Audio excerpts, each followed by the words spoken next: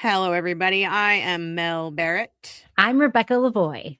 and welcome to Something's Off, a true crime podcast where we talk about things that make your head spin. Hmm. Like what we're talking about today, which is we were going to talk about the Reed case, which is not the We're Karen Reed case, we're gonna spelled rename it. differently. We're going We're to have gonna to call it the rename it. Clegg case because the defendant is a guy named Logan Clegg, and the victims were the Reeds. And I was just trying to be victim centric, as Seriously. some of the cheesy true crime people like to say. And I was just like, these two people were killed. It's incredibly sad. But to be honest with you, we're mostly going to be talking about the defendant because that case is a It's wild. weird doozy. So yeah, we're going to rename it so that I don't get yelled at in the comments about not knowing how to spell Karen Reed. Duh. Well, but the funny thing is that we are talking about this right now, but we are actually not going to talk about that today. We were going to talk about it today.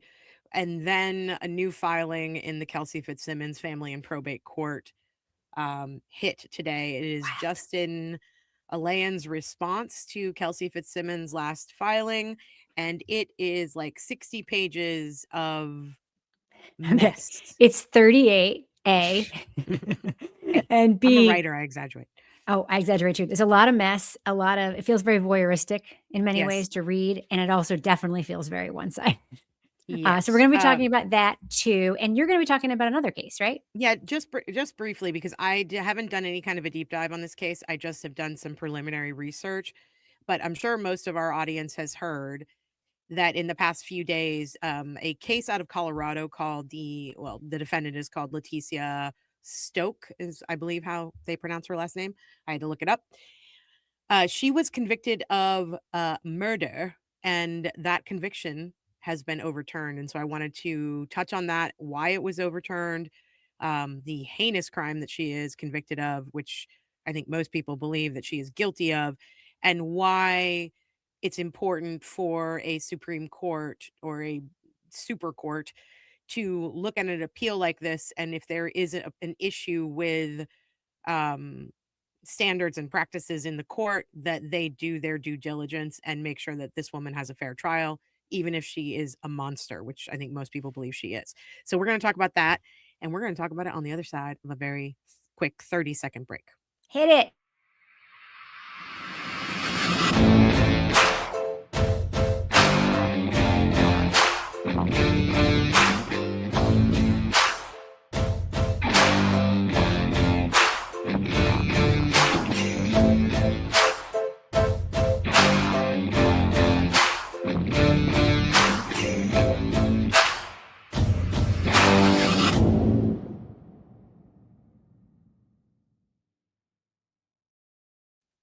Rebecca, I feel like I haven't Yes, seen you in like a week, but I saw you on Friday night when I I did my know. little Well, lots members only live. happened and we were like, had a lot going on. I just want to say, I just had like a blink out with my computer. So if I ever freeze, I can hear you, but I will be right back.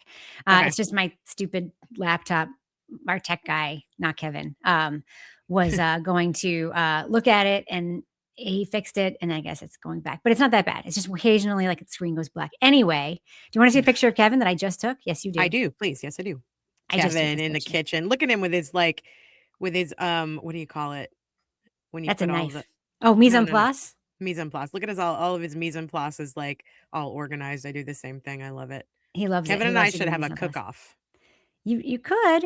I'm just telling you, he might win. He's Okay. quite good. I I know. know I know I'm you're a good quite cook. good I'm a too, great so am I. And he's a better cook than I am now. So anyway, but look I'm how not cute he like is. I didn't like go study any of the French stuff. Like, I can make the sauces. I can do the Me too. 5 sauces. I can do all that. But I'm an intuitive kind of cook. Yeah, So, same from Italian.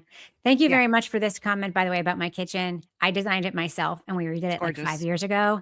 And I'm very proud of how it came out. Is that like a waterfall? No, we don't have waterfall edges are very impractical. We don't have that. We I have think they're we beautiful do though. have the backsplash is the same marble as the counters, which Mhm. was so expensive. But we're Love very happy with how it turned out. it. Speaking of expensive, please send us tips so we can afford to keep our houses up. Thank you to everybody. We had a very good members only stream the other I night. saw that. It was a lot of fun. Jimmy stopped in, Auntie Deb stopped in, you stopped in. It got very personal, which I didn't expect it to, and so I told some stories, of course. But it was a great audience, and people were so generous with their time and the tips and the super chats, and I just want to say I really appreciate it. And we have a bunch of new members right now. I think we have like 300 members. How close How's to the 5,000 stickers? members are we? How close to what? 5,000. We are 200 subs away from hitting 5,000, which is a really big goal. Yeah. Wow. Yeah.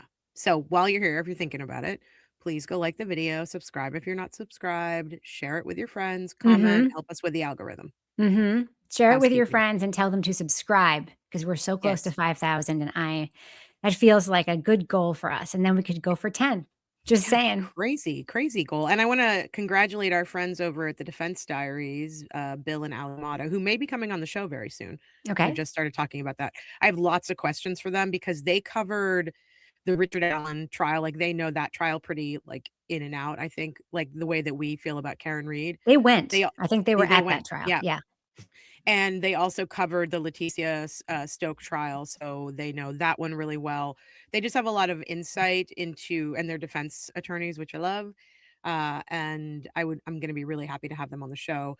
But they just hit 65,000 subs, and so I'm very happy for Sweet. them. They came It's to really our amazing. little presentation on the Karen Reed case that we did at the True Crime Podcast They Festival. did, And they yeah. were very gracious about it. And I was very Yep. conscious of the fact that they were there because they're Were you? smart. And yeah, because they also covered the case and they had, so I was like, good Lord, please don't let me call Higgins a DEA agent today. And I didn't. I think we did a good job with that. So Yeah. am I Italian? Yeah, Yeah, you're of course she is. I am. The answer is yes, I am. In fact, like Yeah, we've got some 2/3 interesting Italian. we have some interesting guests coming up. So this week on Thursday, as you may have noticed, we're going to have Dr. Turtleboy, Aidan Kearney on the show. Oh, hello, Briscoe. He's got feelings. He has You feelings said about it. that, and he was like, "No, it's Fridge Daddy. Stop it." It's Fridge Daddy. I'm pretty excited about it because I like to ask Aidan hard questions and I like to talk to him about hard things because he usually handles that pretty well. He's got a pretty big case this week too, a hearing this week that we'll probably be talking about on Thursday. Yes. And that one's happening on Thursday at 7 p.m. This is going to be a super full week for us. We're doing the stream tonight. Tomorrow, I am starting coverage of the Edric Faust case. And I know that trial is already over.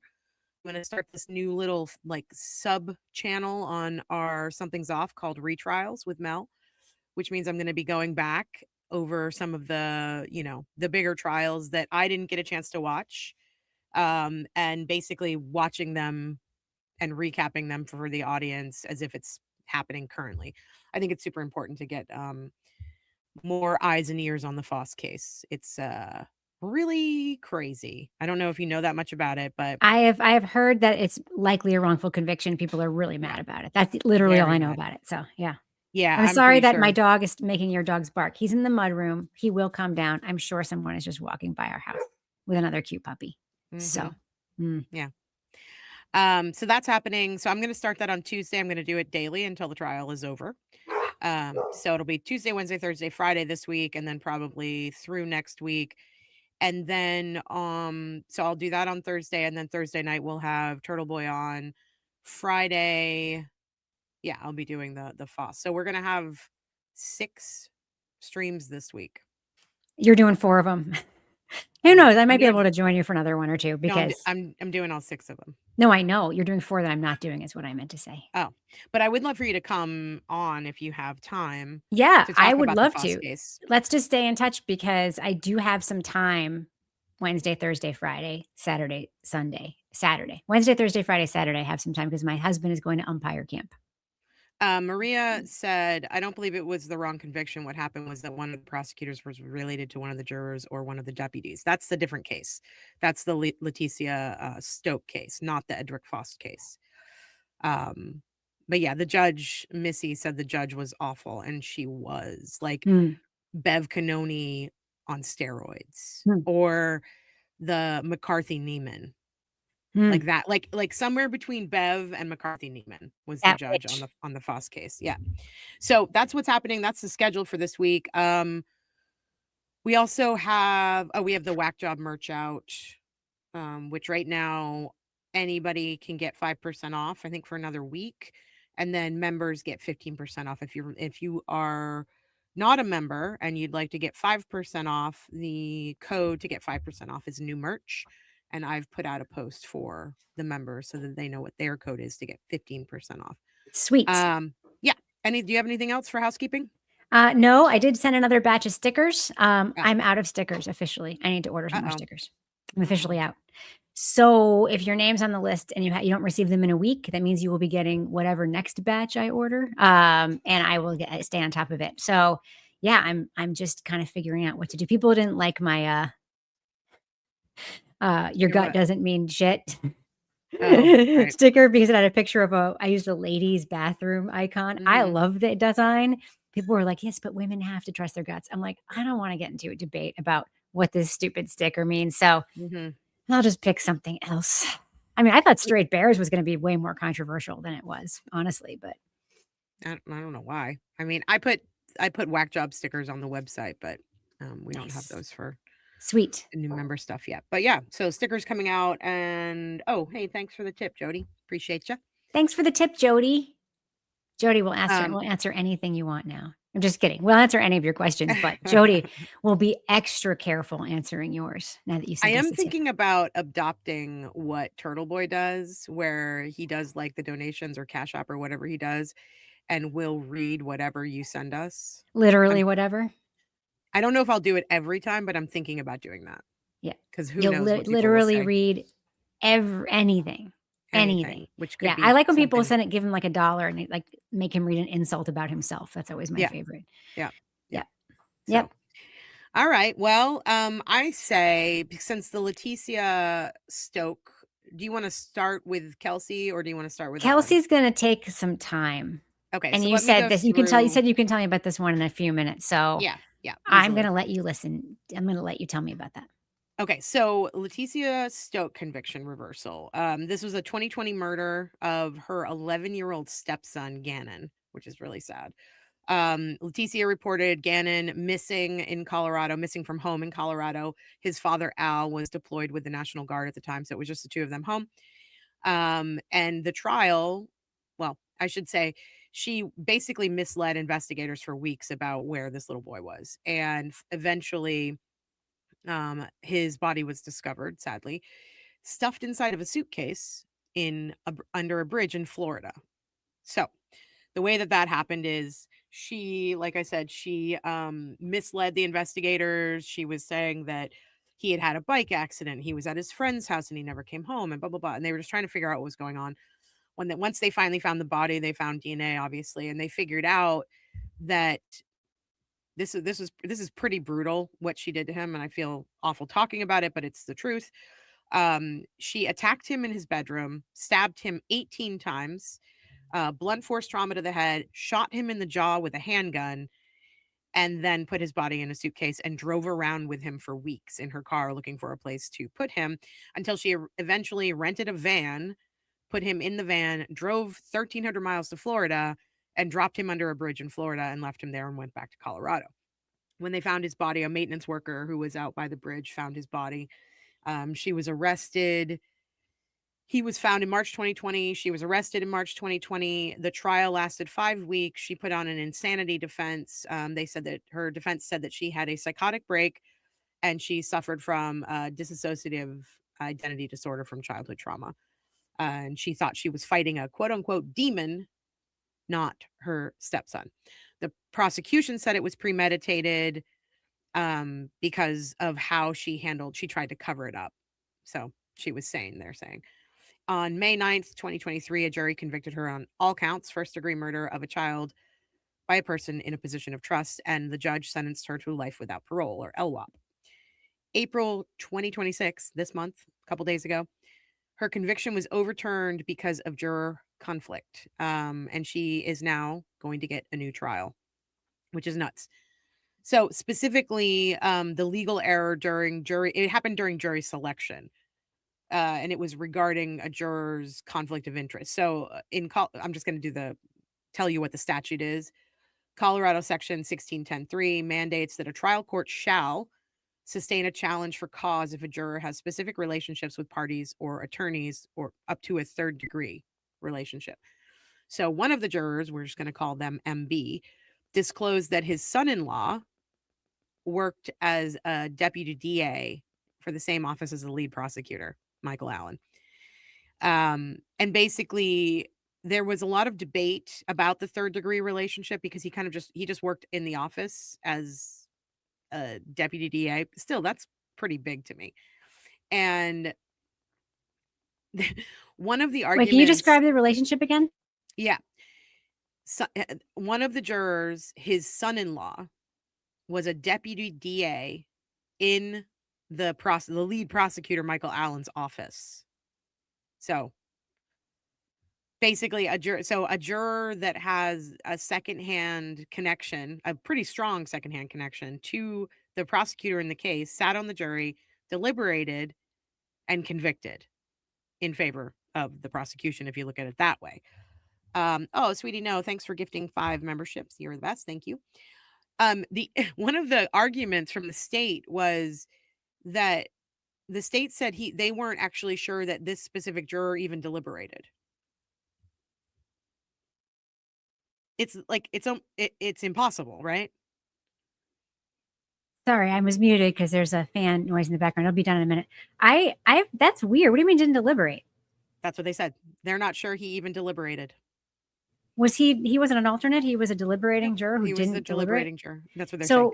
So the assumption is that, like, because this is his son-in-law, close relationship, your child, that he would have heard information about the case from him. Yes. And then, so the other. I'm back. Oh, sorry. That was weird. I'm back. I went away too. The issue was that the defense actually made a strike against this juror. And the DA said, yeah, we don't think he'll be biased. He's a professional, blah, blah, blah. The judge said, I want to take the weekend to think it over, and then never ruled on it. And that's the structural. What about ineffective assistance of counsel? Did it come up again? I don't know if ineffectual assistance of counsel was in there. I don't think it was. It may have been. There were other points, but this is the one that the Supreme Court, the state Supreme Court, ruled on. So basically, it was an appellate court, I should say. The trial judge erroneously denied the challenge for cause, and the biased juror served on the jury. The appellate court was legally bound to reverse the conviction to maintain the quote-unquote integrity of the judicial process. So here's the thing. I think there are a lot of people that are insanely upset about this decision. And I think what it comes down to very simply is, we've talked about this before, even the worst people in the world deserve a fair trial, because if they don't get a fair trial, then the people who are innocent also don't get a fair trial sometimes. So in this situation, you can think that this woman is a monster, and you can hate her, and you can think that she should be in prison for the rest of her life without parole, or even get the death penalty. You can really hate this woman, but at the end of the day, she still deserves a fair trial. And you can't just go, well, it doesn't really matter in this case because she's a monster. You know what I mean? She's not giving a given bail, is she? I don't know. That's all I know about this. I just wanted to talk about it briefly. I wanted to tell you about it because I'll probably bring it up again. Yeah, the answer is yes. By the way, one of our viewers says it's pronounced Leticia Stauch. The answer is yes. She absolutely deserves a fair trial. Biased jurors, jury selection is obviously one of the points of contention in a lot of overturned cases that get overturned at the appellate court level. Mm-hmm. I am really surprised that the defense, I just don't know enough. I don't want to comment, but the fact that there wasn't, I guess maybe there was an ineffective assistance of counsel claim, but that wasn't the claim they decided on. So yeah, that's a shame. I mean, yes, she deserves to absolutely have a fair process, 100%. Yeah. I mean, it does seem like she is absolutely guilty of this. They had evidence that she's guilty of this. But yeah, I was interested in it because this is one of the points that was probably one of the biggest investigative finds that I had in the Pamela Smart series that I did. Go ahead and drink, everybody. One of the things that I discovered, one of the major points of the habeas petition for Pam Smart, was that a juror who had been brought up on jury misconduct throughout the trial, twice throughout the trial, after the trial was over, gave an interview to a reporter, and this interview never made it to publication, but I found it in the files. And in this interview, this juror told the reporter that she had convicted Pamela Smart based on a story that she had read in the Boston Globe, which was not a factual story and never made it into the trial. Now, I ask you and the audience, is that okay? If you hate Pam Smart, I understand it. If you hate Leticia Stauch, I understand it. However, is it okay? Put yourself in their shoes. Let's say you are sitting there and let's say you're innocent or you haven't done this crime that they're accusing you of. And you have a juror who decides to break the rules, first of all, and go out and take in media that they're not supposed to be taking in.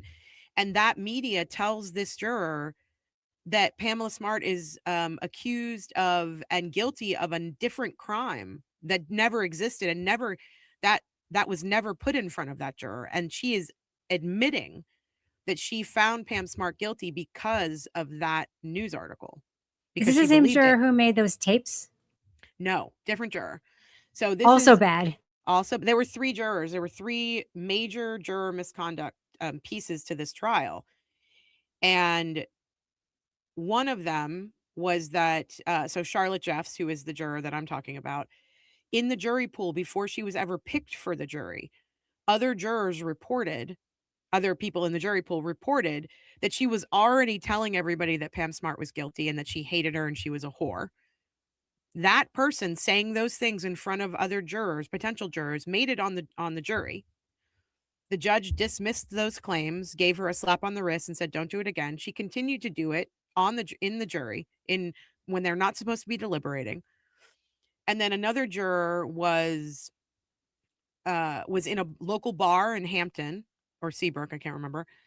And he was a juror. He was sitting there and like holding court after trial every night and talking to the entire community about what he thought about Pam Smart and the trial and if she was guilty or not. And literally another patron in the bar called Pam's mom. They found her phone number at home. They called her and they reported this juror, and she immediately reported it to the police and the lawyers. The judge called this juror in, again, slap on the wrist, dismissed them. They continued to do what they were doing. The third juror, Karen Sicard, who is considered juror 13, so jurors aren't allowed to take their notebooks home with them. They're allowed to take notes throughout the whole trial, but they're not allowed to take anything home with them. They're not allowed to talk to anybody during the trial. This jury was not sequestered.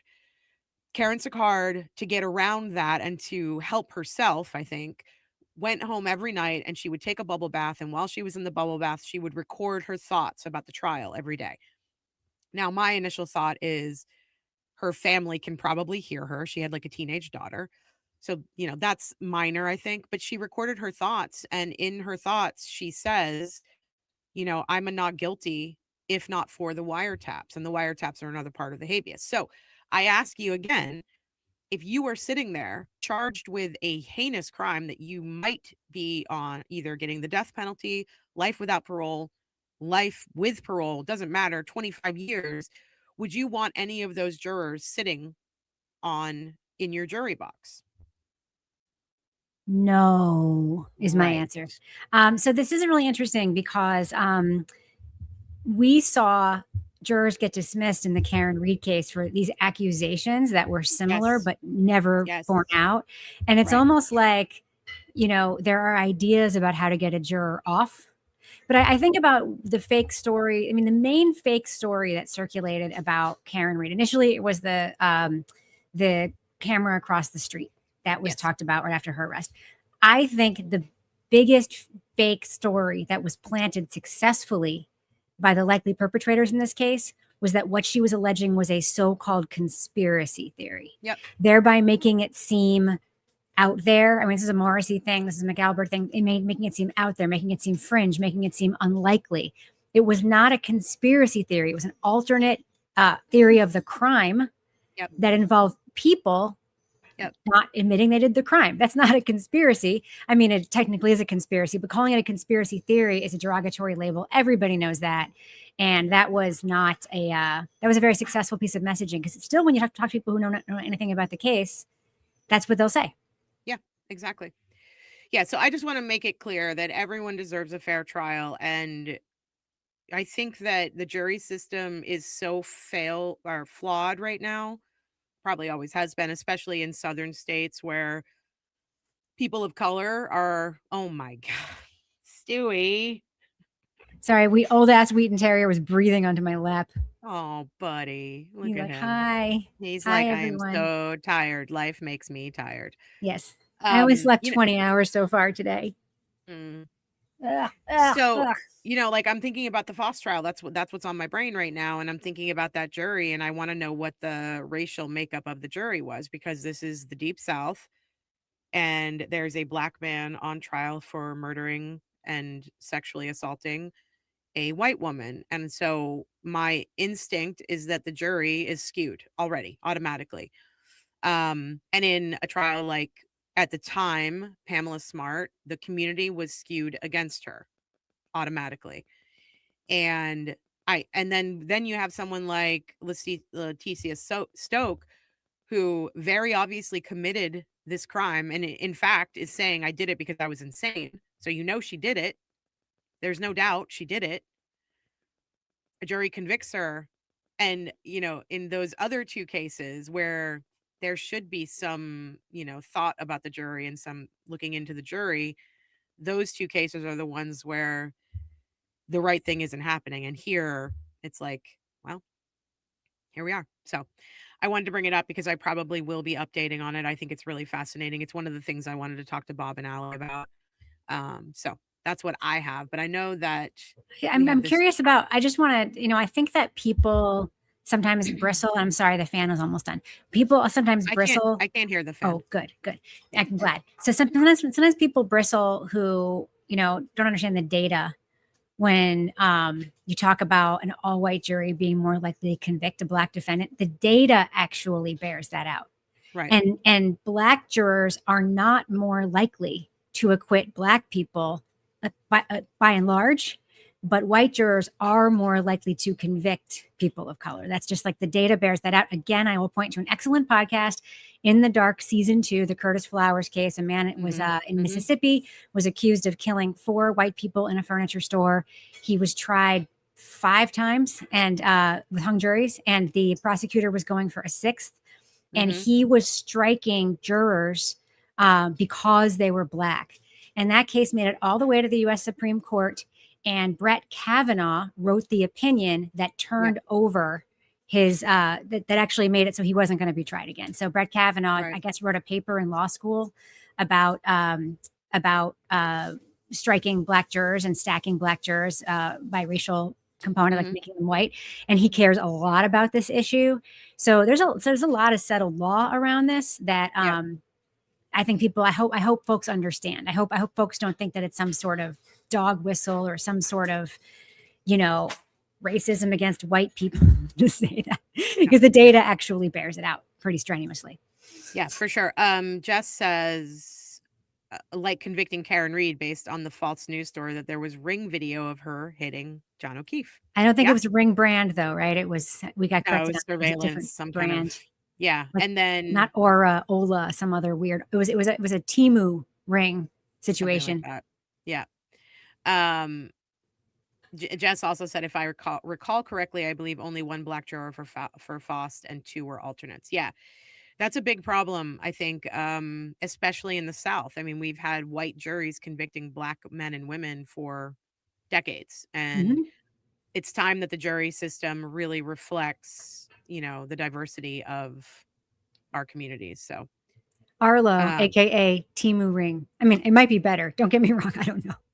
Romano, I'm already in love with Ahmad Cruz. I think he is amazing. I will say, I understand he's like a Southern gentleman. So everything is like, yes, ma'am, no, man. If the honorable court, if the court, like he is so by the book for his niceties. And after a while, I almost wonder if the witnesses and the jury, from what I've seen so far, were getting annoyed with him for that. I think they were, especially the white folks, because like some white folks, I think, have it in their brain that black people are rude. And this guy is you can't be mad at him because he's being so nice. And so you're mad at yourself because you want to be mad. One in Jim Crow times, and Mm. probably more recently than that, would call that quote uppity. Yeah. Yes. Yes. So very interesting. I am looking forward to hearing more about that. Like a lot of people that I really respect think he's not guilty. So I am just going to say that it's likely that I will feel the same way. But I am looking forward to it. And maybe I'll jump in with you as often as I can on that.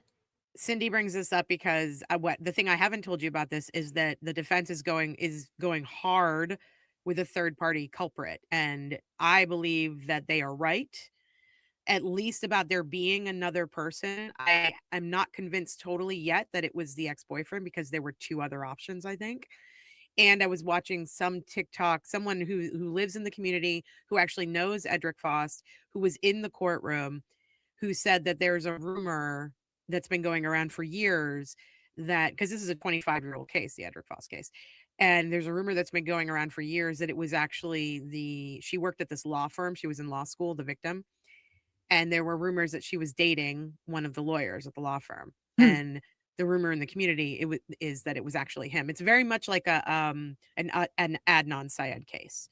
So Are it's you? like, Oh, sorry. no, sorry, go ahead. Are you going to do that thing where you play the trial on like 2 times speed and get to the good parts? I might do that for the first couple of days, because the first couple of days are only 3 or 4 hours long, I think. But then they start getting into 8 and 10-hour days, and I don't think I can do.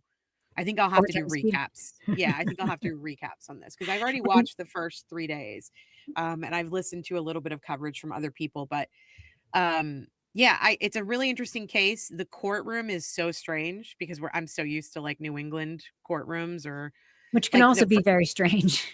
yeah, but the prosecutor swears the people in. Hmm. It's so strange to me. Oh, you mean the And process is strange? Yeah. the process is strange. And every time, okay, so for the judge, for instance, and I don't know if this is like a Georgia state thing or if it's just this judge, but when someone has an objection, she hears the objection, and then she basically is like, do you have any objection to the other side? Like, she offers them a chance To every respond. single time, Yeah. which some judges don't do. So, but anyway, so the boyfriend is the third party, which is what Cindy was talking about. So yeah, I'm very that's where we're at. interested in courtroom layout. I think about this all the time because Mm-hmm. in some courtrooms, like the prosecutor's table is in front of the defense table, and a lot of courtrooms that you see, like the ones you see on TV, and then a Karen Reed case, they're next to each other. But then I like to think about the gallery. The courtroom in the Karen Reed case was so messed up. It was Yes. so messed up Yes. that the judge allowed the family of the victim to sit in that section that faced the jury. Like they should have put the press there. They should have literally put anybody there except for the family and friends of the victim, because they just stared down the jury the whole time. And of course, Paul O'Keefe used that situation to signal women that he was messaging with, or at least one woman we know that he was messaging with. Well, and they also used it as an opportunity to like whisper shit to Karen. She was sitting right next to them. She was like within 2 feet of them. That's why they had to move Karen, because she was on the end sitting right next to Paul O'Keefe. Yeah. And they moved her into the middle so that she wouldn't have to be sitting next to him. It's just ridiculous. That was all Bev. One of my favorite things about the bench trial in the Kelsey Fitzsimmons case was how sidebars were just handled in open court. I thought that was awesome, because there's no reason, because you're not hiding it from anybody. Here's one of the things that really annoys me so far about the Faust case. Every single time there is an almost every single time, I'm exaggerating. Let's say the defense is crossing a witness and the prosecution is like, objection, here's why it's an objection.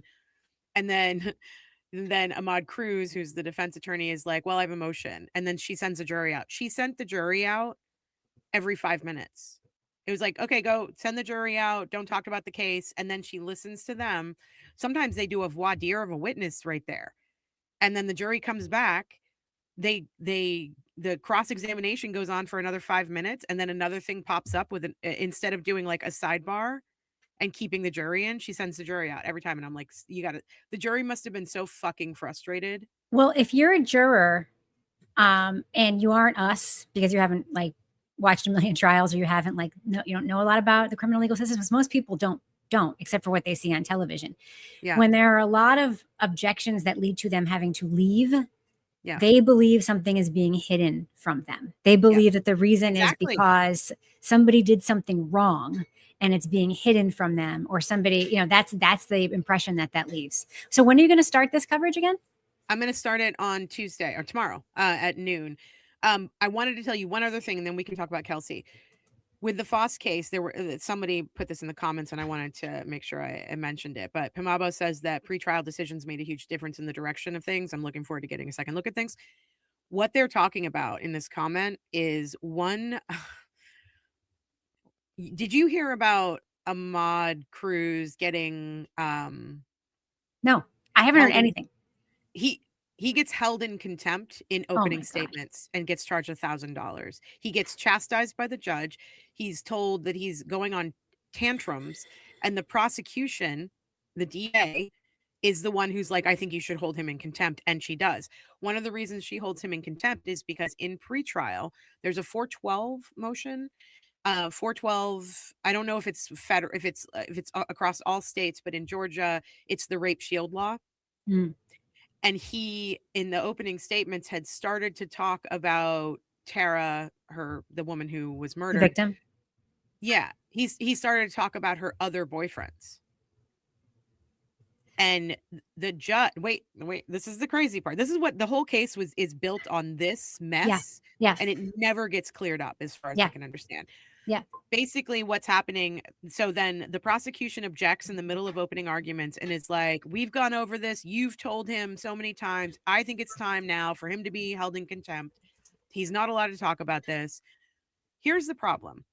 I believe in rape shield laws, but I believe in rape shield laws when it pertains to a living victim who should not be slut shamed in court like they did to Veronica Rodriguez. This woman has been dead for 25 years, and this is a third party culprit. And what Ahmad Cruz was doing was he was getting ready to talk about how her boyfriend had other girlfriends and she was potentially dating other men, including the only reason that Faust's DNA was inside of her mouth is because she may have actually met him at a Mexican restaurant the night before she died. And that was it. Right.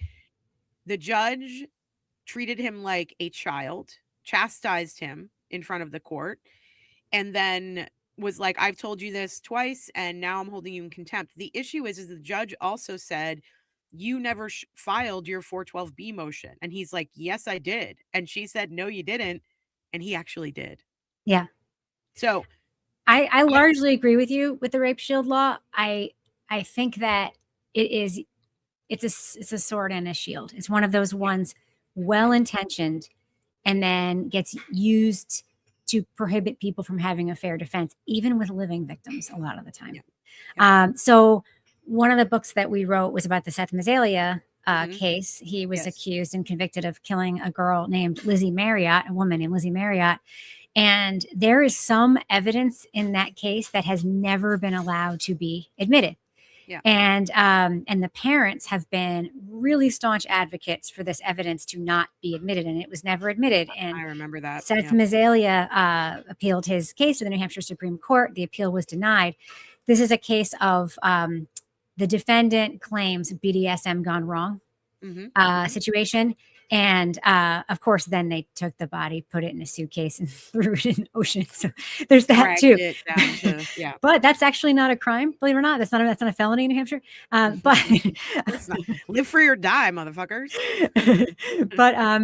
but you know, the prosecution claimed she thought she was just coming over to hang out, and then they surprised her with this sexual scenario, and that she was then smothered to death during this non-consensual situation where she was all tied up and stuff. And I think the defense was going to claim that something like BDSM being a part of her sexual history, with the idea that this was an accident and she was dead. And so they were never allowed to admit that. And as much as I think Seth Mazalia is an absolute loser, Yeah. he's my least favorite defendant we have ever written about. Like period. local theater nerd who Oh is my going after all the young girls. Oh, it's awful. liar, lied about his college history, lied about all this stuff. Like Did he have a ponytail? Did he have a ponytail? he had like long, like Ugh. he was like he would talk about going over to the other side, like the veil, Right. and like, and he was like the worst. And my son is a D&D player, Magic the Gathering, all of it. In every group like that, there's always one that everybody hates. He was that guy. He was that creepy ass weirdo. And I don't mean that like I do mean that in a derogatory way, but I'm not saying that people who do that are, but he was literally like the failed theater kid, failed engineering kid, lied about everything, and was gross. Like a lot of his messaging on internet was like, he gave me the heebie-jeebies. Yes. It's so funny because people say that the defendant in the Penn Meyer case he was described by the prosecutor as like the scariest defendant they ever prosecuted or whatever. And that might be the case. Maybe he is scary. That being said, I would have dinner with him over Seth Mazalia any day of the week. Any day of the week. One other thing. So we've talked a lot about the hype button. Sun Moon was asking about I don't know how to use. Teach me right now. The hype button cannot be used on streams. It can only be used on videos. So once the stream is done, and it's a video, so you have to do it on your phone. I'm going to hype somebody else's video right now live so that you can tell me how to do this. Go to Ani Deb's page and pick a video. You have to click on the video. I'm going to Emily's page because she's a sweetie. Not saying Jimmy isn't, but Emily just had us on her show. So Emily's talking politics too on her stream. That. Okay. Yeah. Emily. All right. Okay. So we go to our stream, the friendly wed game. Okay. Yep. Click on the video. And then you see where it says comments. Yes. Swipe left once. And then it says hype. Yeah. That's where it is. Does everybody get that? Okay. If you get a chance, you only get to hype 3 times a week. It would be really helpful if you hyped our videos because it helps us with the algorithm. So thank you. I love Emily. She's a sweetheart. I love Emily too. Okay, let's get into Kelsey. Oh boy. Can I just characterize this?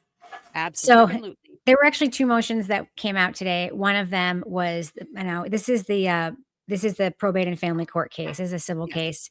Justin Alayan is the plaintiff, and Kelsey Fitzsimmons is the defendant. This is the case triggered by his obtaining the temporary restraining order and the TRO and the taking the custody of their baby. So the second filing is benign and actually could be very good for Kelsey, and that is requesting a guardian ad litem.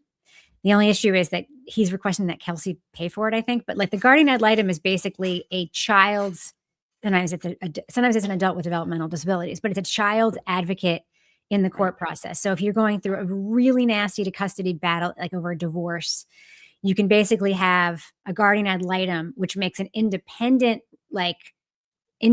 calls about things without taking into consideration like either side. Like they do take that into consideration, but it's really about the child's well-being. I actually think after reading this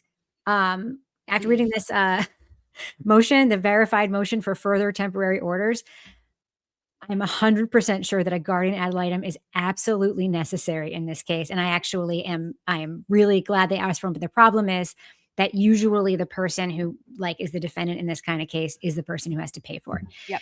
So, but then there was this other filing. So this is his motion. This is Justin's motion for further temporary orders. Initially, I just saw the first 2 pages of this. In which he says what he wants. He wants to have custody of the baby, and he wants Kelsey to see the baby in a very supervised situation that she would pay for once a week for a few hours. And what else is in here? And drug testing. Both parties be prohibited from posting photos and videos of the child on social media. And Kelsey would have to have, Kelsey would have to have mental health treatment, a 14-panel hair follicle test within 5 days of the issuance of the order for drugs and alcohol. Our family wizard, the parties shall forthwith download, quote, our family wizard, OFW. I It's just guess like Signal for families, apparently. the parties, I guess that's like for divorced people, like if they hate each other, only communicate Yep, that way. That's really weird, by the way. I'm it like, is. is it, I mean, I like it in the old days when you would just go to McDonald's and do a handoff and glare at each other. That In was the better. minivan. That was Yep, better. yep. Then there are 36 more pages, which I will just characterize as salacious, inflammatory, messy. Messy, so If messy. no one knew anything about this case, if they didn't know that she had been shot Yep, and they would say like, this is juicy as fuck because there yeah. are parts of it that they're intended to be. Um, Mm. and he makes all kinds of in the facts of the case, the facts of their situation, he makes all kinds of allegations about Kelsey before she Yes. was pregnant, during her pregnancy, and after their baby was born. And the allegations are wild. Do you want to look at a couple of them? I do, but I also one thing I wanted to say that really, like, really rubbed me the wrong way, were the statements before the allegations, the statements from Ramos, who was the, what is she? Ramos is like the social worker who's basically been meeting with Caden to see how he's faring or whatever. And there are a bunch of quotes in here from Ms. Ramos. And some of those quotes are that Caden continues to make great progress and that he's getting stronger and growing. He's a good eater. And that dad continues to be the child's favorite person, that father and the child have a healthy attachment, and that socially, the child continues to do great. That's all great. So She goes on. he's meeting his milestones, basically. Yeah, and she goes on to say that dad is doing a great job despite all the stresses of single parenting and the stress of the legal side of things, and that she is impressed by father and how he's handling the situation. He's a great and attentive dad who is always looking to do what is best for the child, that the child is very well cared for and has a great support system. And then there was one other thing where basically she said that Justin is Caden's favorite person, and he doesn't wanna be held by anybody else but his father, and I just couldn't help thinking, "That's because you took that child away from its Yeah, mother at 4 months that's the old." point. Now, I just want to make it clear that I find a lot of the allegations in this very disturbing. Yes. And we don't know to the extent of what's true and not true, and what's true and what's not true. And one thing that has become very clear as this case has unfolded is that alcohol in her case and alcohol and drugs in his case, Yep. and sort of inherent relationship toxicity Yes. really was like the environment that these two people were living in for a long time. So, to the extent where we can say that the Reed case is an alcohol soaked case with alcohol Yep. soaked people, Yes. this seems very much like that. And his allegations in particular from before and Mhm. during her pregnancy, I actually like really made me perk up if there's documentation of them. That being said, if they both suck, Yes. or if they both have a demonstrated past of doing things that were bad, but they both love their kid, Right. they really need to come to some sort of accord. And I'm very interested to see what her response to this is going to be. So, and another thing I want to say too is we shouldn't know any of this stuff. Nope. Nope. Like this is Nope. stuff that typically, very typically, like no one would know about because people are generally not interested in probate court filings, because these situations are usually like private family matters handed, but we know about it because of everything that went on around it. So I just want to be clear. Do I think it's weird that we know about this and gross that we know about this? Yes, but we How do. is my question is, how is some of this not a HIPAA violation? He's talking about He's not a doctor. hospitalization. He's allowed No, to. I The I only people who mean, can but make HIPAA violations are healthcare workers. Other well, maybe people not a can't HIPAA HIPAA. violation, but isn't it a violation of someone's privacy to talk about their, like, hospital stays, their mental health? Like, he is diagnosing her without her being diagnosed, and he is not a Right. doctor, and that What really pisses me off. what he would say and what a lawyer would say was he is describing his experience with this person. He is, I'm but not the saying what a language lawyer would say because doesn't. I'm a lawyer. I'm just saying what I know a The lawyer. I've language. heard a lawyer say that before about a case I like mean, this. the opening line to that part of it is mother unfortunately has a long history of threatening to harm herself and others and has inflicted physical harm on father and several other identified individuals over the last couple of years, both before, during, and after her pregnancy with Caden. And I would also like to say that the lawyers who wrote this need to friggin' spell check, because do we remember Michelle Mitchell, her bridesmaid, the one that testified? Yes. They spelled her name 3 different ways in this filing. They spelled her name Michelle. That was the first one. The second one was Michelle Mitchell, and the third one was finally Michelle Mitchell. And I'm like, can we just? It's a simple thing. You know what I mean? Jenny Lawson, who I interviewed the other night at an event, she's the blogess, told a story that I'm going to use this. It's so smart. So she has to sign she has to sign 4,000 books or whatever. So she's signing all these books, and then people come up and they want her to write their name and stuff. And she said it happens to her all the time where someone will say Michelle with 1 L. And she'll write Michelle with 2 L's because that's how she knows that's how she typically spells it. And then she'll write underneath with 1 L. And I'm like, it's actually a very smart way to handle that. Yeah. So yeah, this is ugly. And the use of her suicidal ideation in this concerns me. His willingness to, after you file something like this, it's hard to imagine them ever coming to any kind of peace together as parents. And that should be the goal.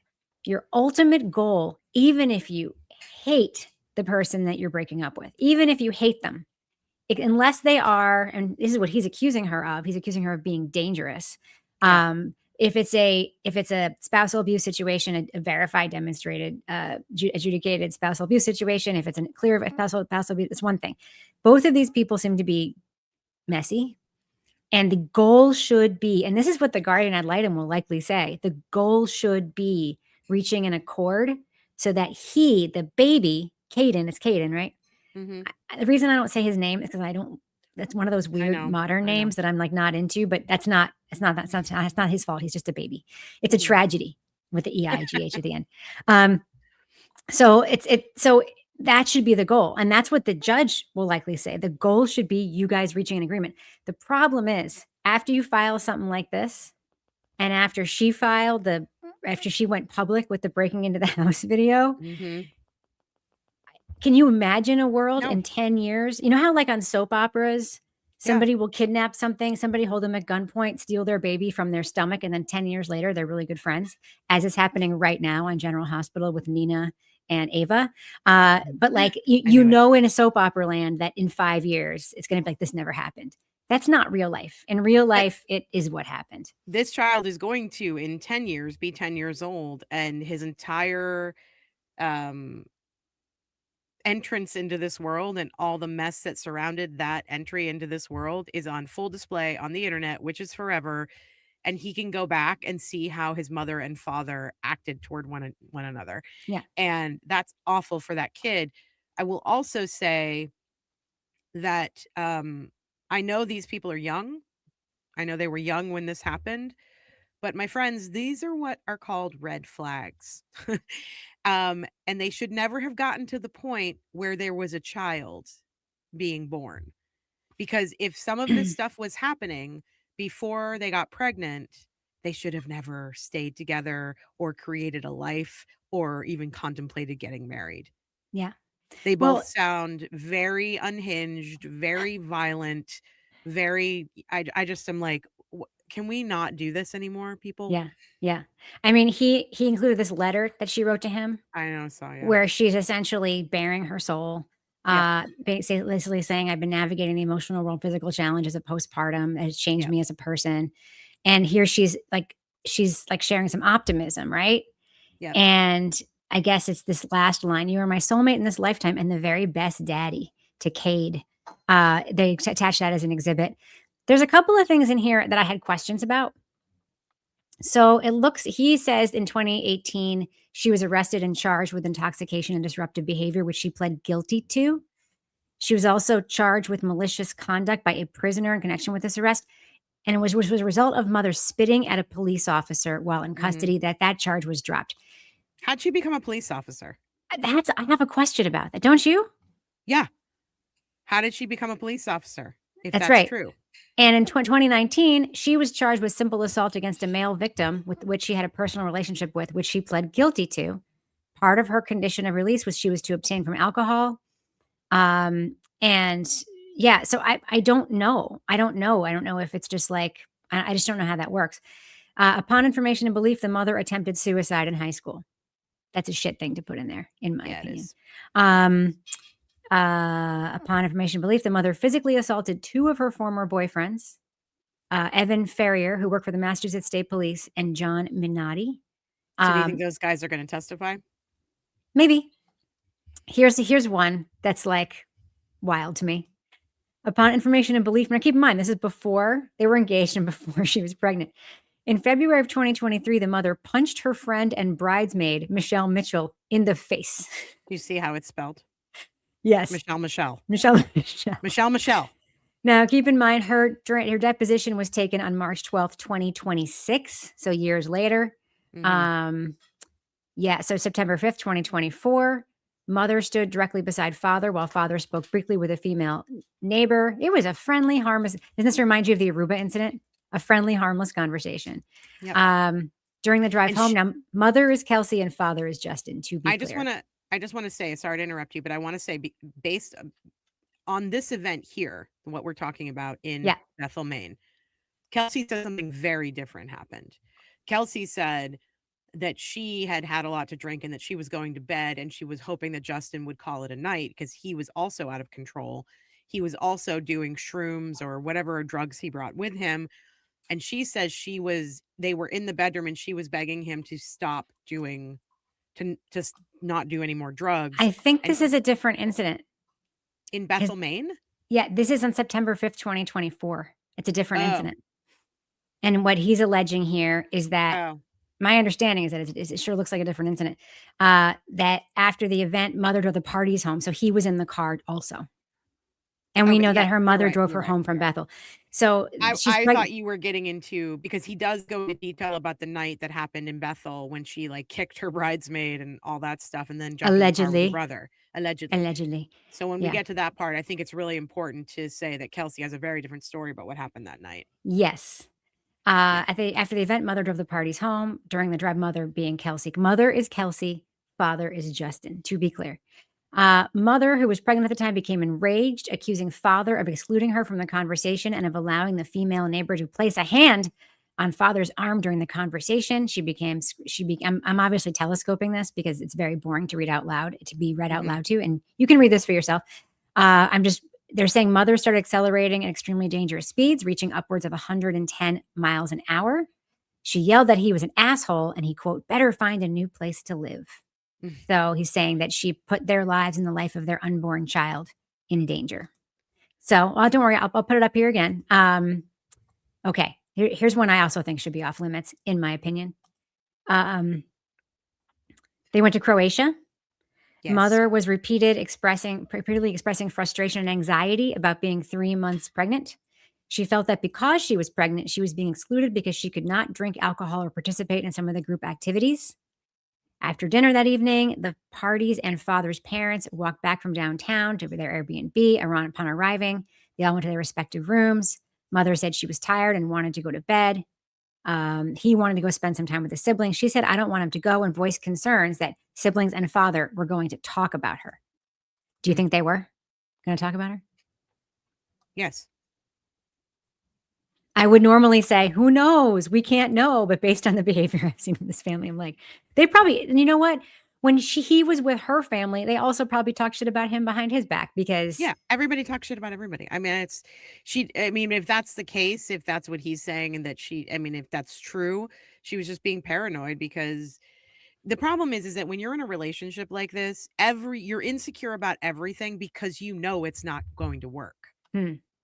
And when you know it's not going to work, you get anxious about everything. You feel guilty, you feel insecure, you feel all these things.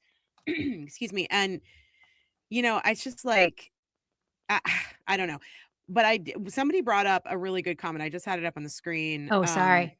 No, it's fine. I have it. Law Junkie said, this is all stuff Justin got off Kelsey's laptop, her medical reports, etc. But all of this is just Justin. Firefighters, EMTs have to follow confidentiality, but he got all of this from private medical. We don't know that for sure, but I was wondering at the time, why was he going into her medical records? Like to get evidence for this. Yes. Yeah. But how? Remember, though, that's illegal. That is illegal. There's another reason why he would have been going into her medical records. Tell me what that reason is, Rebecca. He thought she was going to die. That entire laptop search and everything he did after breaking into her house and breaking into her house itself were predicated on the notion that he and everybody else thought she was going to die. Yep. So, yes. And we know this, Law Junkie, that nothing is supported. She has video and recording. We know that. Yep. I guess what I'm trying to say here, to be fair, is that it does not seem like a good situation, period. I would say the same thing in the Karen Reed, John O'Keefe relationship, maybe to a lesser degree. Very messy situation. Yeah. Messy. Doesn't mean someone deserves to have their house broken in. Doesn't mean they deserve to be shot. But there's a lot going on here. And you have to wonder, like, were it not for that incident, I suspect this may be happening anyway. Yeah. Agree. Yeah. I am not a Hoya. But one thing that really, what's Lindsay's, that? I'm wearing Lindsay's college shirt.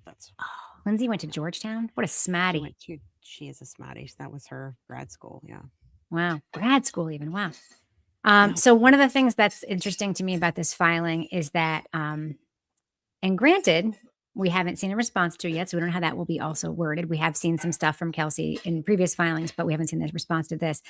But he always casts himself as the hero of every situation. So mother struggled and tried to pull away as father pleaded with her to think of her baby's well-being. After several minutes, mother eventually calmed down, promised not to hurt herself. Father asked why she had acted that way and expressed how serious and dangerous her actions were.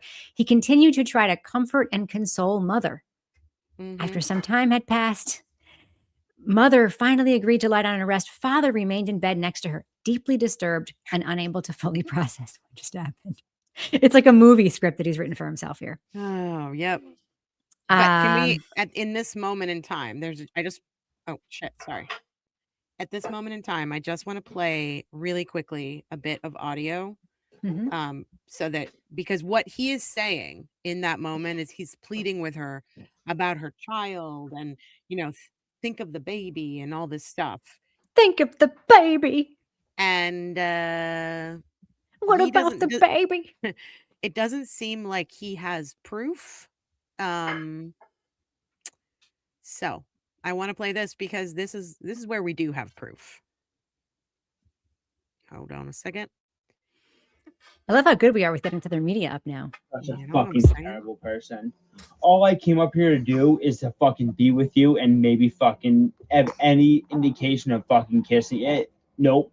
Kissing me? You came up here to yell at me. Came up here to yell at you. You're a fucking terrible. You're so drunk. Yell at you. Thank you. She sounds drunk too, to be fair. Not as drunk as him though. That's exactly what you came here to do. Sure. Can you put the light on, please, so I can get the fuck out of here? You fell over in the bathtub. You fell over up the stairs, and you're embarrassed. And I called you out on it because I just want you to go to bed and wake up in the morning and go to your training. But all you want to do is insult me. So thank you. The baby is right there. That's like super fucking nice. I'm sitting here rocking our baby, and you say, Kelsey, shut the fuck up. Okay. So this is their discourse though. I mean, it makes me feel like it makes my skin crawl. Yeah. Ugh. But this is that's a snippet of I'm sure there's more audio that would I suspect there's also audio that would make her look not great. Oh, yeah. That being said, this is the discourse of that relationship. And it's ugly. This speaks to what I was talking about before. I read this and I am definitely like, I'm generally usually biased toward women in these breakup situations, only because I've known so many gaslighting men and so few gaslighting women. That being said, And also the casting himself as a hero in every situation, which is like Yes. very typical. But a baby should not be subject to that tone of voice, that language, and all that stuff. That imprints on little kids. Yeah. It all Yep. imprints on little kids. And so, Imagine that moment too when the cops show up to serve Kelsey, and the baby goes from Kelsey into a car seat and then is crying because it's hungry. And then she picks it up again and tries to feed him. And then the baby is handed off to Noonan, who ends up killing her or shooting her. And then Noonan hands the baby off to Houston, who doesn't know how to hold the baby or what to do with the baby. And then Houston hands the baby off to Kelsey's mom. And then seconds later, Justin rushes in, takes the baby from Kelsey's mom, and then hands the baby to Courtney, who takes the baby outside. And then when gunshots are heard, Courtney is running for her life down the street with the baby. If people don't know that baby just took in every single ounce of that energy being handed off and handed off and handed off until the tragedy of gunshots and then running down the street with someone you don't know very well, because I can't imagine that Courtney spent that much time with the baby. I'm like, that's one day stretch for this child. What happened after Kelsey was shot? What happened when that baby was in Justin Alain's home with all of his siblings and his parents and everybody talking shit about his mother? And, and I'm just like, no one is thinking about, like, sure, Justin is making strides to be a good dad, whatever, but Kelsey's making strides to be a good mom. And that child should have never been taken away from its mother at 4 months old without a social worker present.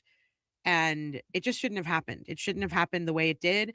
There should have been a hearing to determine the validity of the claims in that restraining order. Otherwise, and we wouldn't be here if that had happened. Mary, I don't know if you just joined us, Mara Boboro. I don't understand why we were assuming she is not terrible. I literally said a bunch of times during the stream that this was a very toxic situation that clearly they both participated in. We don't have all the information. We do know that he is portraying himself as a hero in this document. It does not mean that she is also not very flawed. But very important comment I want to put up here. Shauna Parker says, I'm very late. I love your nail polish color, Rebecca. Great color on you. Thank you. I don't usually go for bright, and I just did it this time. Very important digression. Okay. Another notable accusation. Again, we can post the link to this document. Thank you, by the way, to Kyle Sharkey for once again supplying everything we need to make this podcast. Dude is on his document game. Okay. When the parties return home to 125 Phillips Brooks Road, father tried to have a conversation with mother about how concerned he is about her mental health and well-being. I bet that conversation sounded a little bit like the conversation we just heard. She began destroying property throughout the home, including but not limited to breaking pictures, breaking glass, and knocking objects off the kitchen counters. Her behavior became increasingly aggressive. She kicked doors, punched walls, and continued to yell. While she continued to trash their home, father stood by the side of the couch in a state of shock, unable to fully process what he was watching. Then he alleges that she punched him, hit him, kicked him in the genitals. And at which point he fell back on the couch in pain. And at no point did he retaliate or respond with any physical aggression or raise his voice. I wasn't there, but that's hard to imagine given that tape we just heard. Exactly. All right, she's 3 or 4 months pregnant at this point. This is very long. Yep. In the days that follow, mother begged father not to leave her. Father was still incredibly scared by what he witnessed a few days prior and was concerned about not his only safety, but the safety of his mother and their unborn child. So here he says that she wants to die in a text message to him, 2 text messages to him. He begs her to go to the crisis center in Lawrence to seek mental health treatment. He personally accompanied her to several appointments. He made sure the mother scheduled and attended every OBGYN appointment during this time.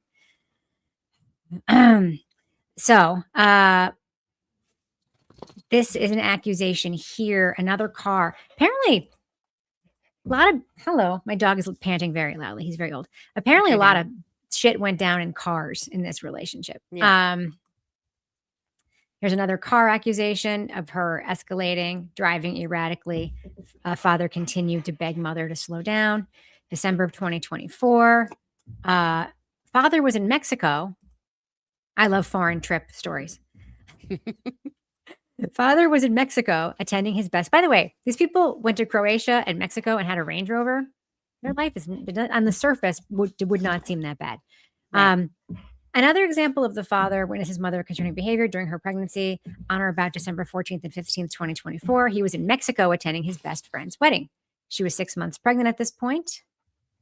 While father was in Mexico, mother informed him she was experiencing abdominal pain. He urged her to go to the hospital immediately. She eventually agreed. Throughout the day, approximately every 20 minutes, father stepped away from the ceremony and wedding events to call and text mother for updates. As the day progressed, mother became increasingly anxious, agitated, and angry.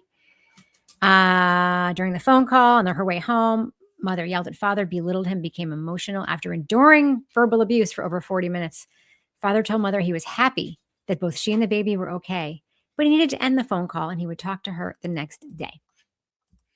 Plausible that he would be so calm in all these situations? No, because he doesn't in every situation, including the videos that we've seen of him where he's kicking down her door, or where in the audio where he's screaming at her when he's drunk, or the way he acts in the house that morning or that day, and the way he responds to the sounds of gunfire. I have never pictured this guy as being a calm individual. No? He seems very chaotic at all He times. does do a lot of drugs. Maybe those calm him down. And I'm very comfortable saying that because I've seen the videos. So here he accuses her of saying that she had punched herself in the stomach, and he believes she was telling the truth based on her earlier behavior. Yikes. Father later found out that mother admitted to her friend and maid of honor, Katrina, that she had punched herself while in Croatia. Okay, here we are to after the baby is born. I'm sorry. These people should never go anywhere, do anything. They should never go in their car. They should never go to parties. Nothing good can come from anything when they do anything outside of the house. It's not like the house isn't great either. They should not have been a couple. Yes, Melanie, I am aware this whole thing is based on her supposed behavior. This is, as we established earlier, I love you, Melanie. I'm not berating you. This is his filing in their case, and we're just going through some of the things he alleged because when she responds to it, we're also going to be looking at that. So it's important to have some context to, I think, better understand what it is that he's accusing her of here, because that's going to come up. I think also I'd like to point out that in this filing, there's a distinct before and after period, right? So before she's pregnant, to me, I think they're probably both guilty of being huge, they're just hot messes. And they're doing it together and they're getting drunk and they're getting messy and there's probably a lot of jealousy and insecurity and blah, blah, blah, blah, blah. That they can do whatever the fuck they want, right? The moment that she gets pregnant and her hormones kick in and she is no longer drinking, because I don't believe she was drinking when she was pregnant.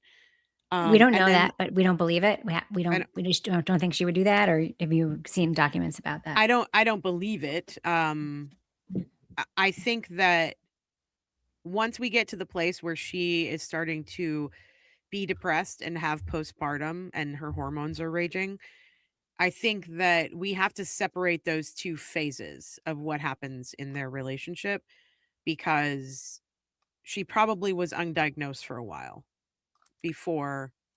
It sounds like there was stuff going on with both of them. Yeah. Okay.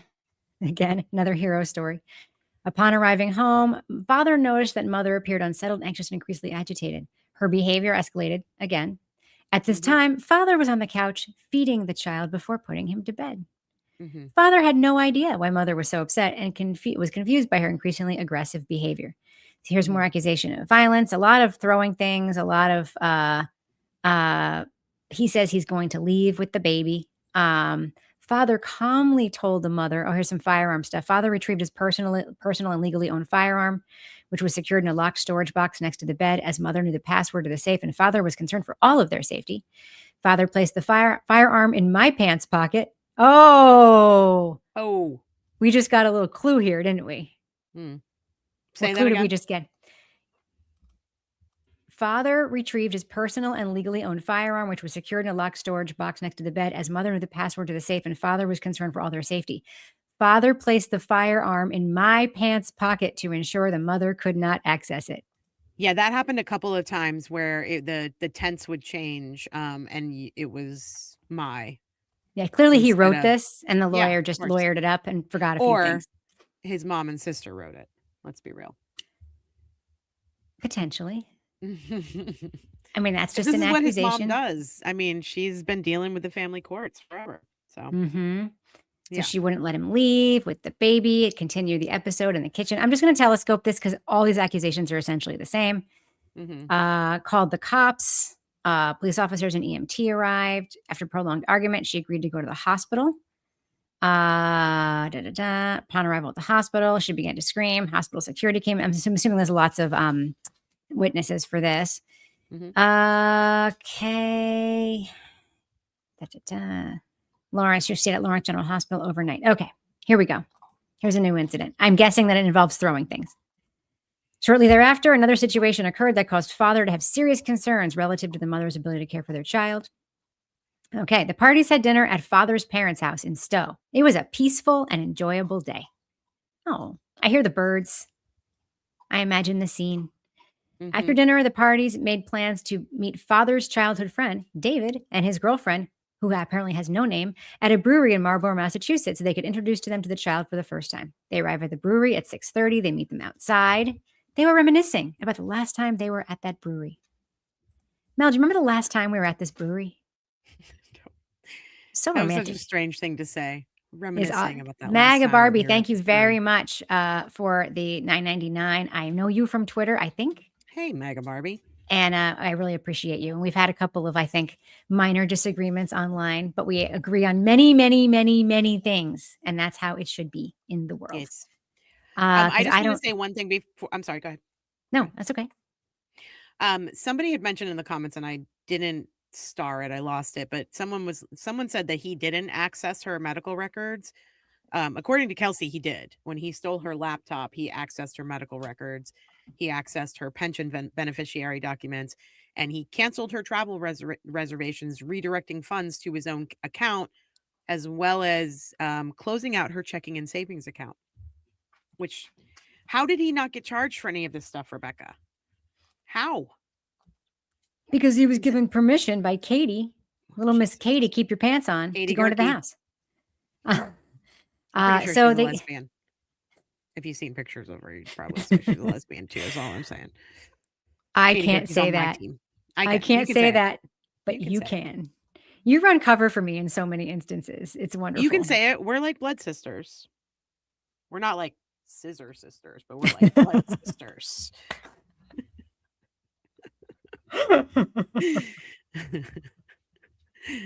Yeah. I'm dead.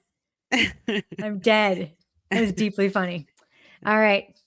Once they get in the truck, she starts screaming the whole 45-minute drive home. Fuck you, you Sure she fucking does. asshole. Yep. Father, yet.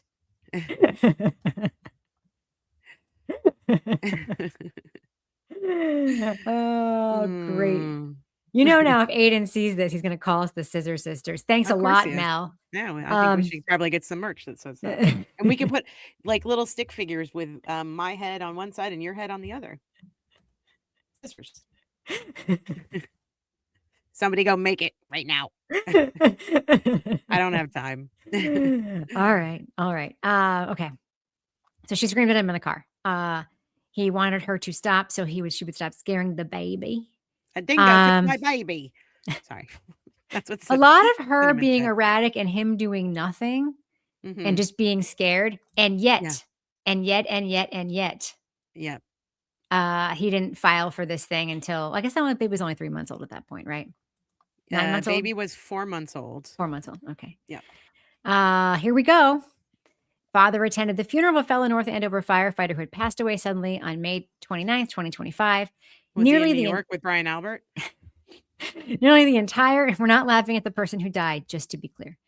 Nearly the entire North Andover Fire Department was present to honor him. After such a service, it is customary to hold a, quote, mercy meal, where families, friends, and colleagues gather to support the deceased family. I just want to say red flags, because once again, neither of these people should ever go anywhere.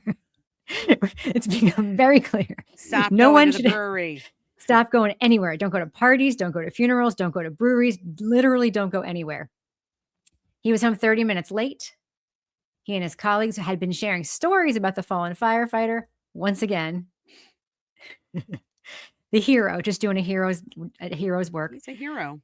She began yelling and screaming, blaming father for her Section 12 holding in March of 2025, and stated she should never have been placed on administrative leave. During this outburst, the baby... Wait. Yes. Read that What? again. Father explained to mother... Kelsey said that she was never sectioned. No, she never said she wasn't sectioned. It was just never shown as evidence in her court case. No, do you remember? I mean, I could be wrong about this, but do you remember when Noonan and Houston and the other guy, and I can't think of his name right now. They said she had been sectioned, and there was no evidence of it in front of the court. So had she been sectioned? We don't know. I don't think she was. I don't know because it wasn't presented as evidence in court. Maybe it will be in this civil case, and we will find out. Okay. That's what the judge said. The judge said people kept referring to it, but there was no evidence provided of it. And I bet at that point, the prosecutor was like, damn it. Better get that gun out again.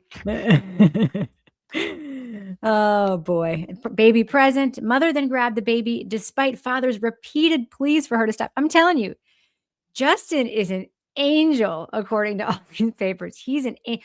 What if we have it totally wrong? Yeah, they're both a mess. What if we have it totally wrong and he's actually awesome? Wouldn't that be a kick in the dick? It's not true.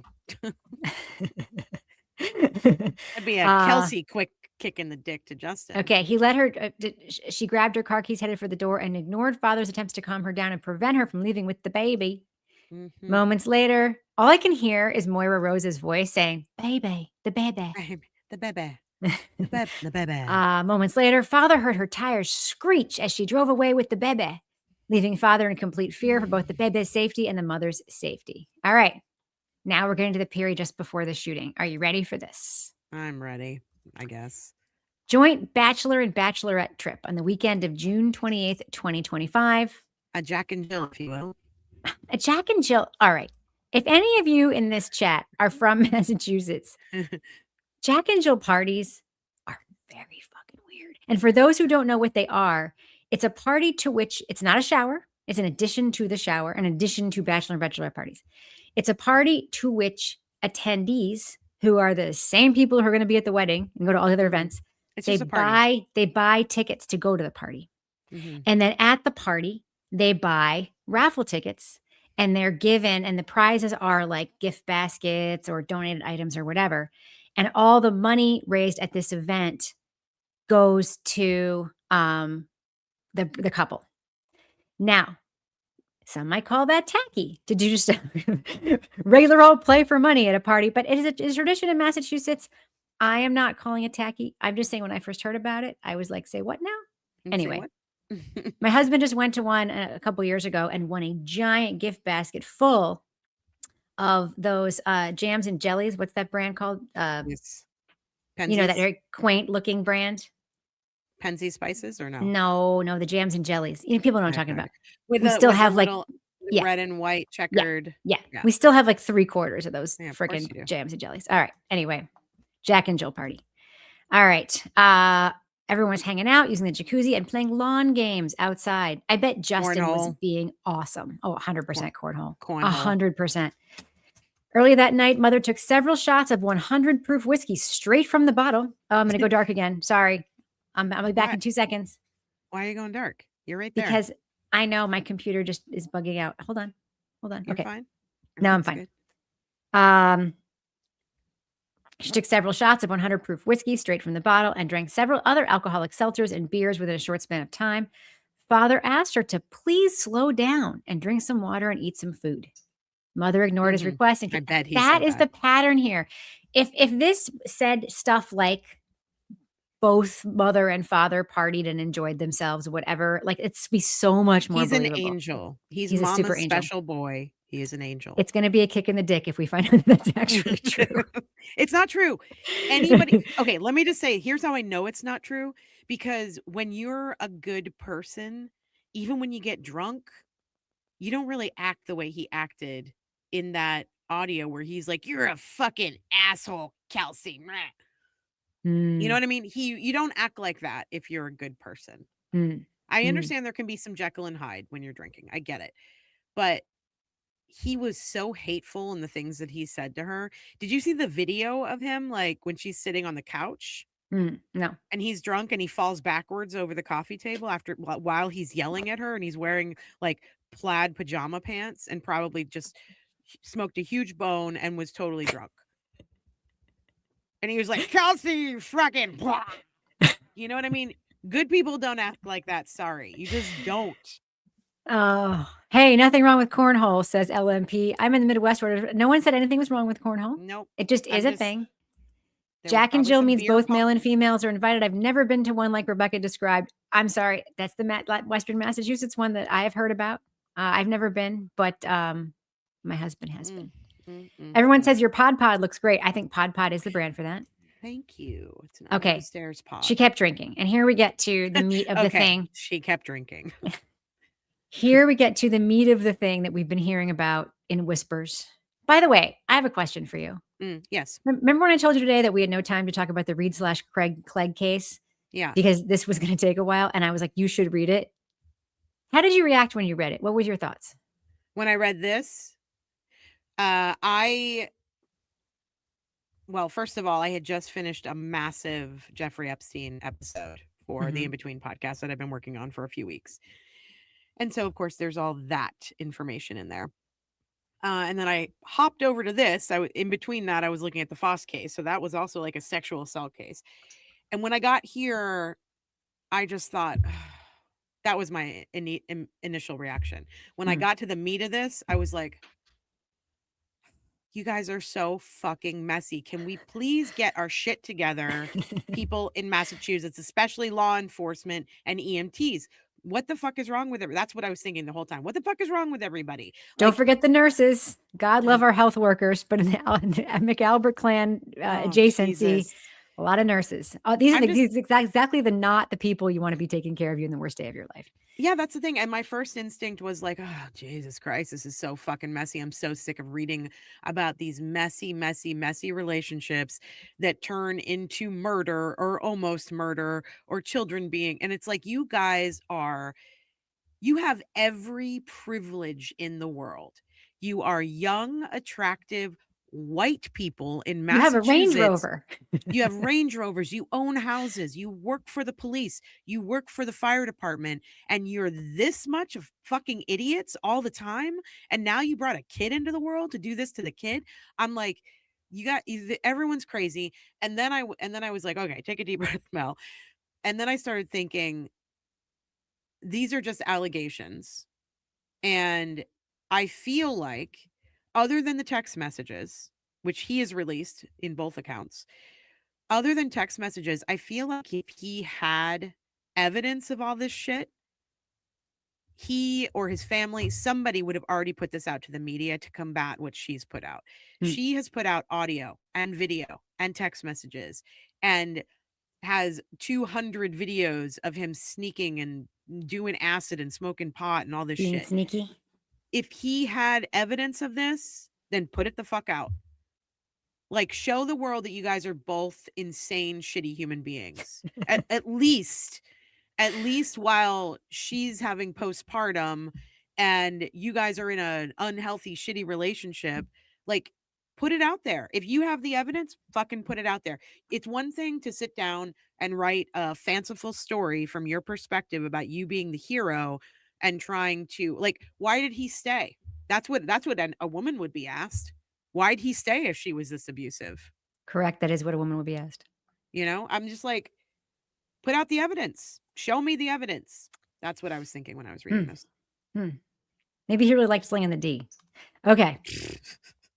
There's a lot of very colorful, descriptive like text in here.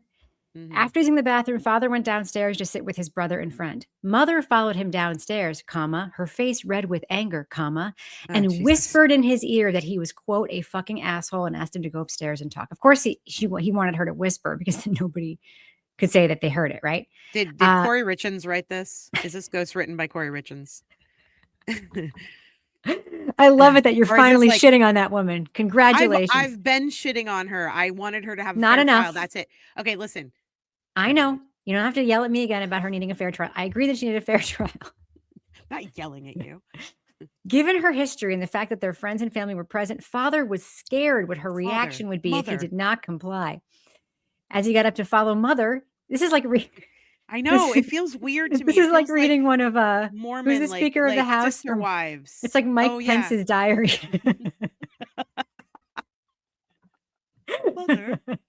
Mother, father says. That's the other thing I was thinking when I was reading this. I was like, if they don't stop saying mother and father, and then when it gets to the point where Justin is talking to Kelsey's mom, Lauren, and then it's like the mother's mother called father's father, and father said to mother. Kevin does this incredible impression of his interpretation of Linton from Wuthering Heights. Linton, of course, Wow. being this sickly little boy. That's a deep cut. And Kevin's always like, Father, Father. Father, Heaven my has soup isn't peace." warm enough, Father. That's what Anyway. That's what I heard every time they said mother and father. That's all I could hear was like Little House on the Prairie shit. This is Mike Pence's diary, as dictated by Emily C. Okay. Written by Corey Richins. Okay. And handwritten and graphic design by Emily C. Don't forget Okay, to walk the dog. He's scared. Okay. Listen to this. Yes. Once the parties were upstairs, of course, away from other people, Mhm. mother began speaking in words that father could not understand. Oh my God. She was speaking tongues. She Yes. was clearly angry at father about something, and she continued to raise her voice whilst flailing her body while doing so, speaking in tongues. See? We should He- be acting this. We should be doing a dramatic interpretation of all of this. Honestly. No, that's tacky. I just wanted to flail my body a little bit. Father had told her he did not feel comfortable. They should talk tomorrow and that she should get some rest and drink some water. Father assured her that everything was okay and they were going to have a fun weekend with their friends. You really think that's what he said? No. Let's keep going. At Fucking this time, hell, Kels. father's brother, aka uncle, knocked on the bedroom door and asked father to come downstairs. Father stepped in front of father. Mother stepped in front of father, pretending him leaving.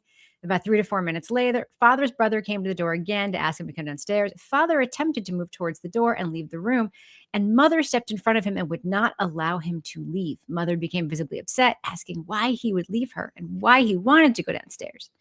Father said, "I'm uncomfortable being alone with you at this time." I'm just going to read this like as if he's actually saying the things, okay? Wait, you have to make him sound really scared. At this point, mother accused father. Okay. Father said, I'm not comfortable being alone with you at this time. At this point, mother accused father of, you closed my fingers in the door. Father responded that I did not close your fingers in the door. And why would you make that up? At this point, father witnessed mother clenching her right hand into a closed fist. Father attempted to Interesting, move 3 towards the times. door as father appeared that mother was about to assault him. Parentheses, as she had done before. Mhm. All right. Like this is father woke up with a swollen nose and a red face because she hit him so hard the next morning. Father tried to move away because he did not believe she was going to stop hitting him. Okay, rewind back again. Father was able to, this is like the most boring fucking story. Father was able to make it to the door and open it. However, mother grabbed his arm. Like the detail, this is so boring. At this point, mother completely changed her persona and calmly asks father's brother, "What are you talking about? We were just talking in bed." Stunned at what just occurred, father moved out of the room and froze in the doorway. This is some hyperbolic stuff. This crazy. This part right here, this part where she gets physical, apparently, is just it blows my mind.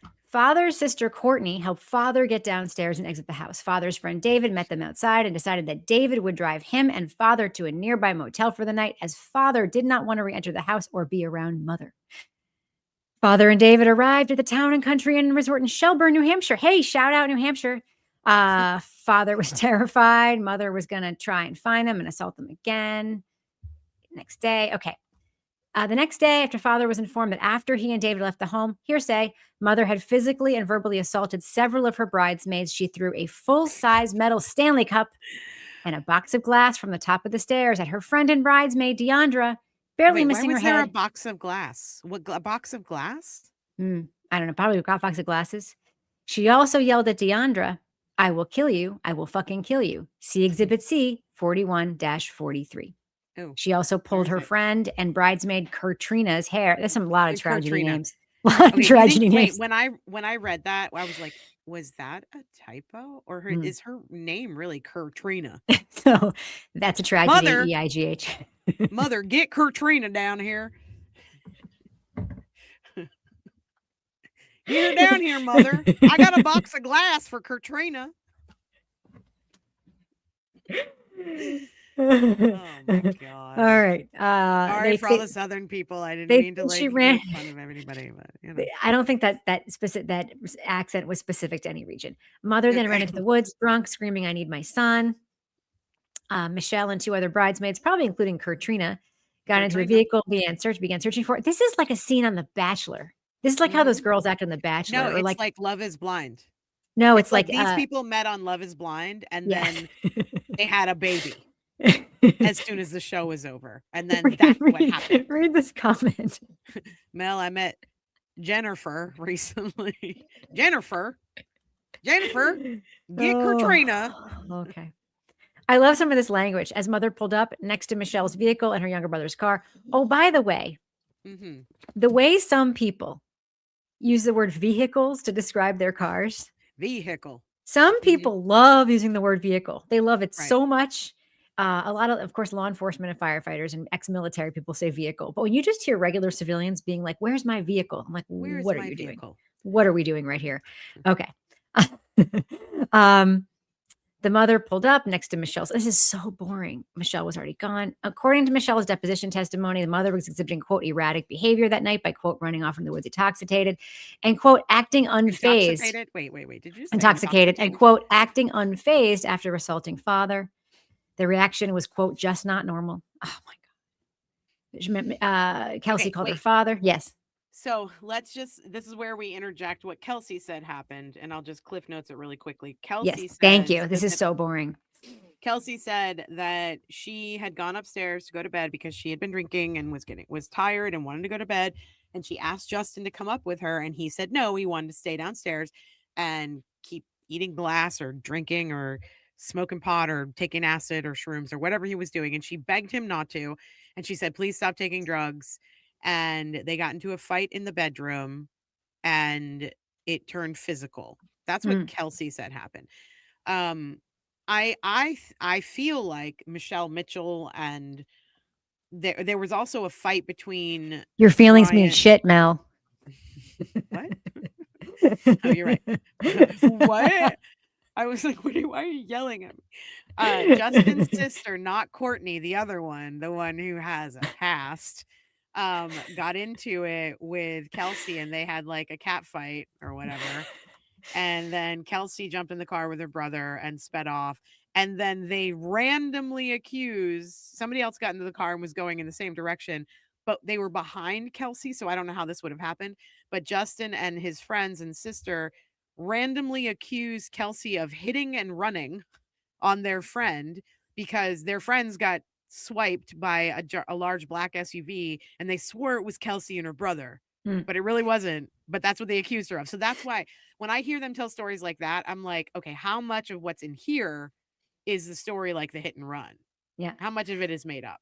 I'm going to go turn the lights back here because I feel like I'm sitting in front of the inky shadows. Like I was like, it's a true crime documentary. Dark behind you. I'll be right back.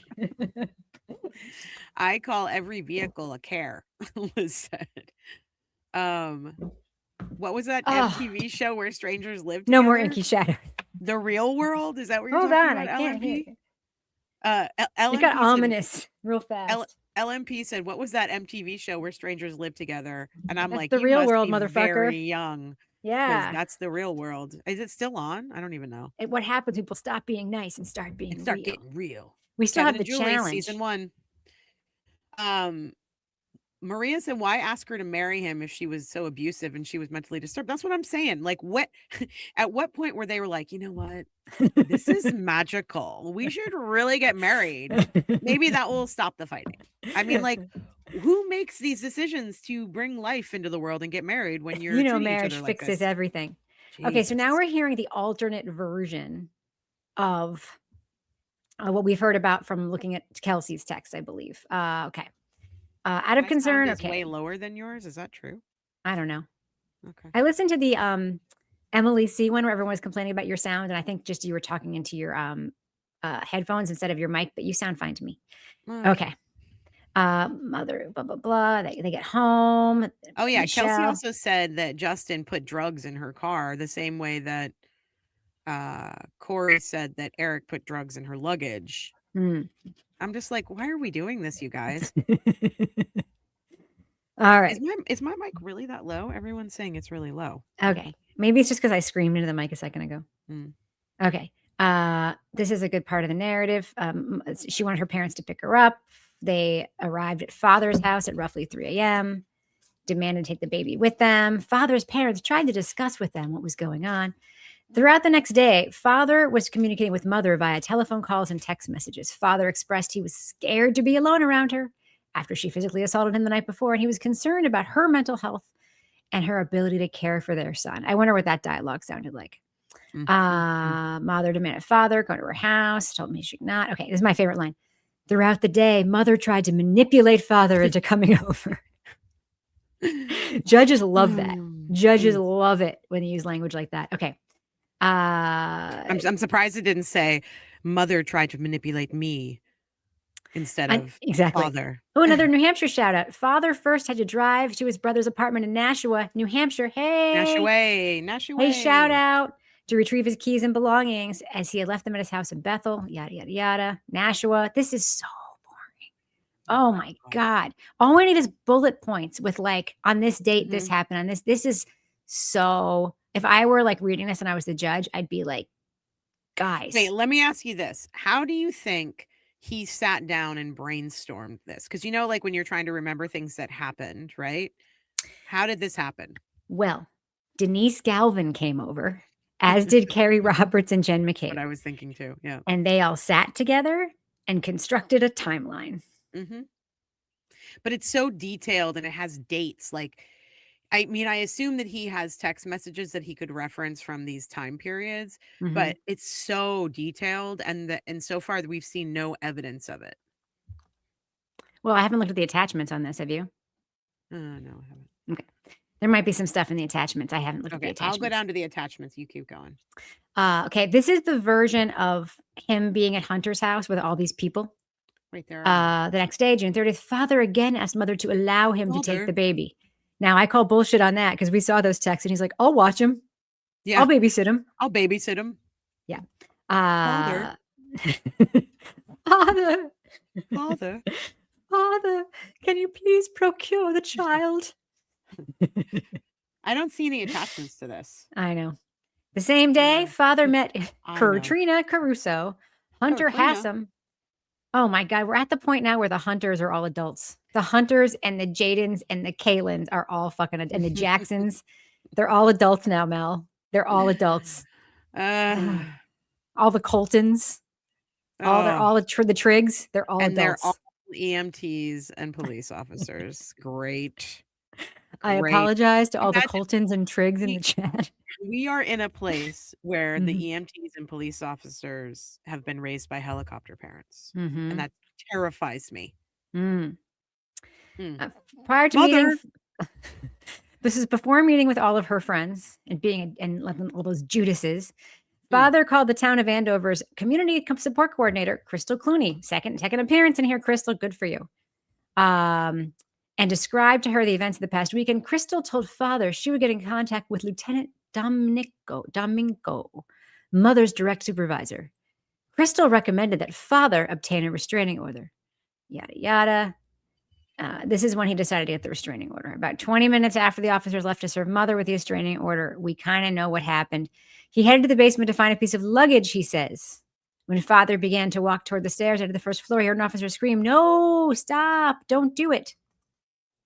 Where's the Kelsey in that sentence? Because we heard him say, Kelsey, no, don't do it. Right. Hear what he believed to be gunshots. Then he ran out like a little bitch. Sorry. I know that's mean. I would also run out like a little bitch if I heard gunshots. I actually do not blame him for that. He is supposed to be a first responder. He's a firefighter, not a SWAT team officer. I would also run if I heard gunshots. Just saying. I don't blame him for that, even though the visual is very January 6th Josh Hawley and very funny. Okay, but let me ask you this. Yes. He ran away from the house. Away from the baby, right? Well, the baby was, Courtney was already going down the street with the baby, and she started running when she heard the gunshots. But as far as I understand it, Justin thought, I think, that she was just standing outside by the car or was sitting in the car. So why was he running away from the house when I'm sorry, I don't mean to laugh, but why was he running away from the house when his baby was there? Okay. I don't know. But all I have to say is they do a thing in here that I hate so much when I'm listening to a podcast that they do, or like reading when I used to be a professor, like reading a student's paper.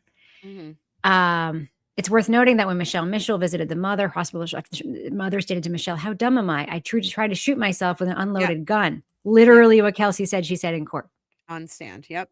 Okay. I thought that too when I saw that.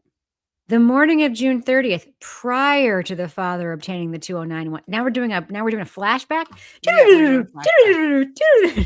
Well, this is the night before. This is the whole, he picked up his guns, and left hers laying out on the bed. So right. We've heard pretty much all of this stuff. Yeah, it should be noted that the mother was very familiar with driving to in from Boston. She kicked in the pantry door and broke it after mother's dog had an accident inside the house. Father and his friend. Mother, the dog has pooped on the floor. Mother, I shall never have lunch with a woman alone without you being present. Her dog's name, Maverick. Mother, Maverick has pooped. Father. What is that? What is that pet stain stuff called? The pet stain stuff? What is that called? There's so many. It's called, I don't know. Mother, do we have any enzyme-based treatment for our carpet? All right. Now there's a whole passage about her prior drinking, which Nature's miracle. Yep. Nature's miracle. Exactly. So he basically wants the further temporary orders of this court. Yada, yada, yada. Certificate of notice. Okay. Final thoughts. That's just crazy. I mean, my final thoughts are that we've seen a lot of evidence from Kelsey and not a lot of evidence from Justin. And he has made a lot of accusations since June 30th of 2025 that were never proven. He's been saying this shit since he went and got a temporary restraining order in the state of Massachusetts, allowed this woman's 4-month-old child to be taken away from her without those accusations being proven in a court of law. So I don't know what to believe. They are messy. They are young. They are immature. They should not have had a child. They have substance misuse issues. They have, I mean, as most people in Massachusetts of that age and stature do, it seems to me like... You're really going to go with most? Yeah, I'm going with most. I am going with most. Are you kidding me? How many people were involved in the Karen? How many people were at the waterfall and CF McCarthy's that night? And they were all like town officials and like cops and Massachusetts and Massachusetts State Police and ATF and, you know, and then I'm just like, all of these first responders and police officers, it seems like a lot of them have substance issues. Yes. And I know and they love to drive while on those substances. Yes. And do you hear that? And that tape you played, Justin says he's going to leave. Yes. While in that condition. Kelsey, after getting into the fight with Justin and apparently being like knee walking drunk and kicking her bridesmaids, gets into a car. I mean, she's not driving, her brother's driving, but like all these people jumped into cars and started driving back from New Hampshire. And it's, I mean, back from Maine. And it's like, we got to do something about the substance issues that all these people are having, because that's what's leading to all these messy problems. If they weren't all drunk all the time, they would maybe be having like normal conversations and working out some shit. But instead, they're just like, "Yeah, fuck you," I'm gonna take this baby. You'll never, and then blah, blah, blah, fall down the stairs. And it's like, It's very I sad. I'm only recognize laughing it. because of your impression. I'm not laughing because a real situation like that would I be funny, recognize this. obviously. This was my childhood. This is what I grew up around. People, Mhm. it would be really all fun and games. Everyone would be singing karaoke and in the pool and laughing. And then somebody's like, "You remember that time that you stole my," and then it's a fist fight. And then it's just drunk and muddy. And like, I recognize it. It was my entire childhood. So when I see people acting like this and then going on to start families without dealing with any of this shit, it's so fucked up. Like, they all need mental health help and substance abuse help. And yes, that was some subtle Disney product placement. I just wanted to light up my light bright because it's very dark behind me. I want to get a time machine and go back in time and give baby Mel a big fat hug right now. Aw, I was fine. I'm fine. It's fine. It's fine. I'm fine. Just what a child of an abusive alcoholic situation would Good. say. I'm good. I'm good. I'm good. Totally I'm good. good. I'm good. I'm good. Check it You know, out. I learned a lot. I learned to get rid of stage fright. I got up and sang every night. I learned how to be a bartender when I was 8. I took care of all of my cousins when everybody got too drunk to take care of them. I was very self-sufficient. So, yes, it was difficult at times, but it also made me very strong, and it made me recognize this kind of shit so that I don't get involved with people like this, because oof, like, it's so unhealthy. It's so unhealthy because what happens is you're a good person, and then you wake up the next morning and you realize how shitty of a human being you were the night before because you Yep. had no control. But you're a good person. You shouldn't be acting that way. But you do, and you don't have any control over it. And the problem is that the reason why I actually say that a lot of first responders, police officers, lawyers, like people, social workers, people that are in these like positions where they have to help society, the pressure of that and what they see on a daily basis gets to them. And instead of going to see a therapist and getting actual prescriptions and medication for their issues, they drink to dull the pain. And I think that's what John O'Keefe was doing. I think that's what Brian Albert and Nicole Albert and Jen McCabe and Matt McCabe and all those people and Kelsey and Justin and all their friends, that's what they were doing. Michelle Mitchell, she was a corrections officer, or is a corrections officer. It's like you see some shit on a daily basis, and how do you survive as a regular old human being when every single day, like Kelsey seeing a mom unalive their own child and then unalive themselves, and then you have to go on the next day and like fill out a report and go help other people, and then you see the same thing the next day. Of course you're going to drink. But there are other ways to find some mental health in that. Look at Noonan. Imagine the shit that Noonan's seen. And his first instinct was to like figure out, how do I protect myself and get out of this situation, Right. I wanted to highlight this comment. Maybe with an increase in mental health services, there would be a decrease in substance use.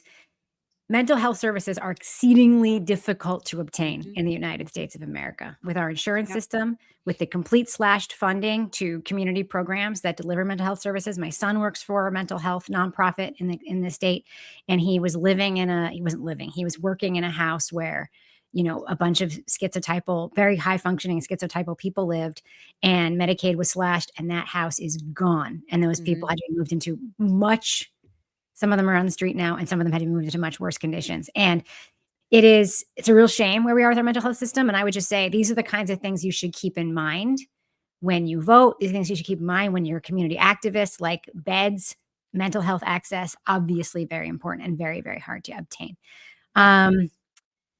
Wow. Yeah. Yep. Oh my goodness. Thank you. Mama Zone. Thank you. We keep doing it at the same time. $4.99. Thank you so much, Mama Zone. Why wasn't he checked as a safe place for Caden to be while he was making accusations against Kelsey? Why wasn't he checked as a safe place? What is that? I'm not sure what that means. What do you think that means, Rebecca? I don't know. One of the things that bothered me in this motion was that he says the pediatrician says the baby's doing great. Yeah. Of course, the pediatrician said the baby's doing great. What else would the pediatrician say? There's also that whole, I don't remember if we went through it, but the baby was supposed to have hernia surgery. I'm like, why does a 4-month-old need hernia surgery? That's terrifying. Probably the belly button Yeah. situation.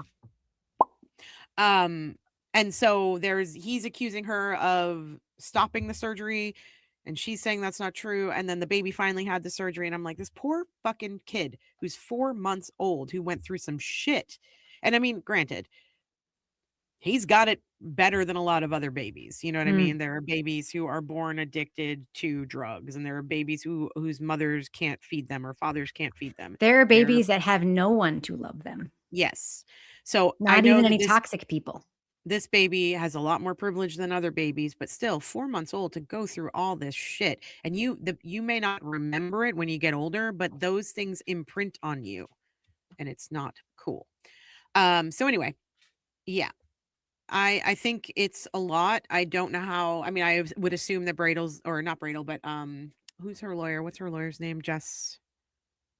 I can't think of what her name is right now. She's a really good lawyer. I assume they're going to respond to this, obviously. And it's just, at what point, like, how does the judge, what does She has the a different judge legal do? team for her probate situation. Yeah, it's like Yeah. Kate or Jess something. I can't remember what her name is, but she's a really good lawyer. But Bradle is there because Bradle still has to handle the restraining order issues. What does a judge do in this situation, Rebecca? Oh, I've never a judge berates. since I was Okay. little. If she files a similarly scathing thing in response, Yeah, a normal judge will berate them both for not working toward a solution, because the judge will see what you see. They will see a baby with a lot of people who allegedly have the baby's best interest at heart and who allegedly want and love the baby. And Yeah. he will see adults trying to tear each other apart, reputationally ruin them, make accusations you can never take back. It would not surprise me if the judge in this case, first of all, they'll be forced to go to some sort of mediation. Very often people are, but I would not be surprised in this case if the judge did not. I mean, we'll see what Kelsey files, but if I were a judge and I saw this in this kind of case, I would be alarmed that this is the tenor of the discourse. I would be very alarmed, but that's just my opinion. I'm not a judge, so maybe it won't be that. Yeah, I don't even know how you break this all down. I think that one of the worst jobs would be family probate judge, because you are making decisions in between these two people for a child. And that's I don't like that at all. The clarification on that comment was, meaning, why didn't he start the process sooner? Yeah, that's what I've been saying.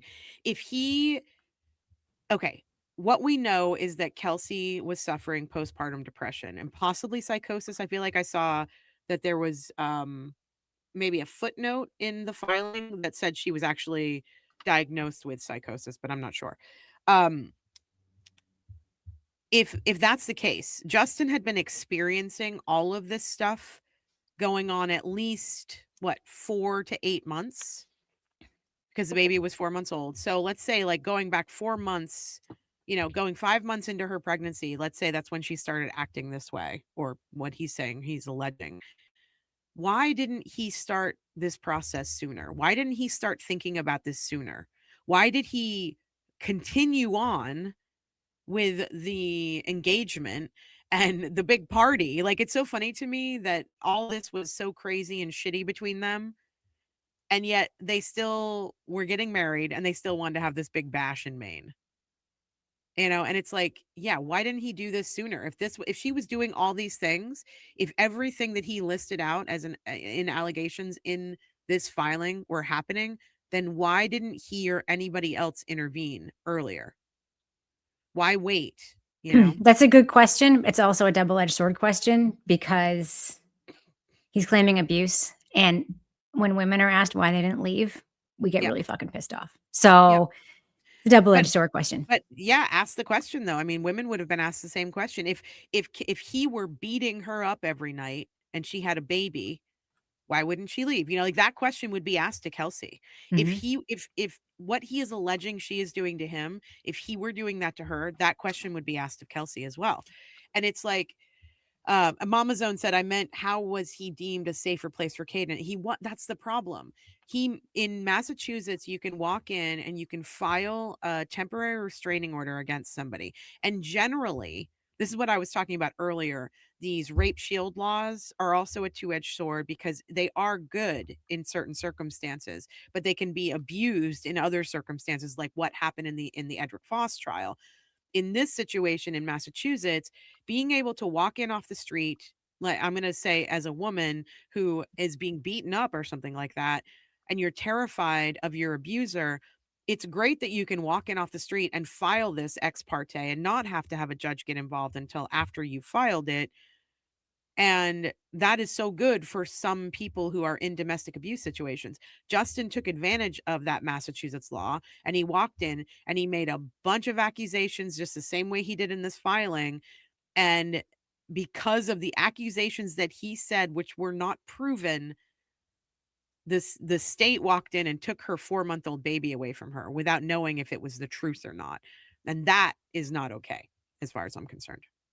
This is a fine question. I'm not talking about abuse, but if you feared harm to the baby, why wait? I agree with this. The claims of being afraid for the baby and then continuing to not start the process sooner.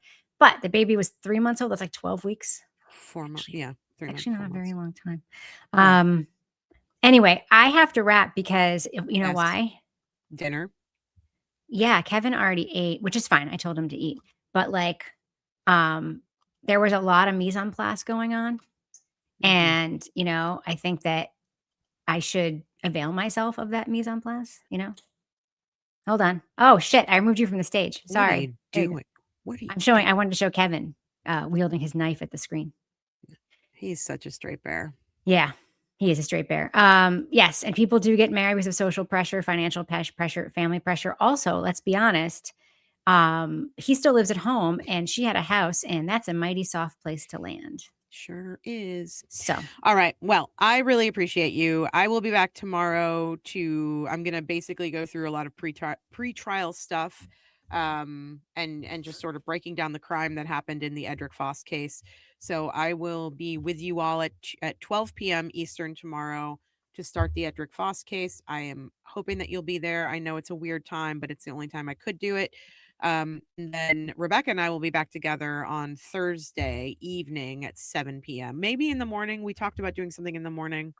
I can't remember. Hold on. Someone just said, okay, new filing reveals that Matthew Farwell's DNA was found in the ligature around Sandra Birchmore's neck. Of course, I saw that. No surprise. That was it. I was really surprised. I was like, I kept seeing all these headlines that's like bombshell in the Sandra. There's not a bombshell. That's something we know that his DNA was, of course it was. You know what I mean?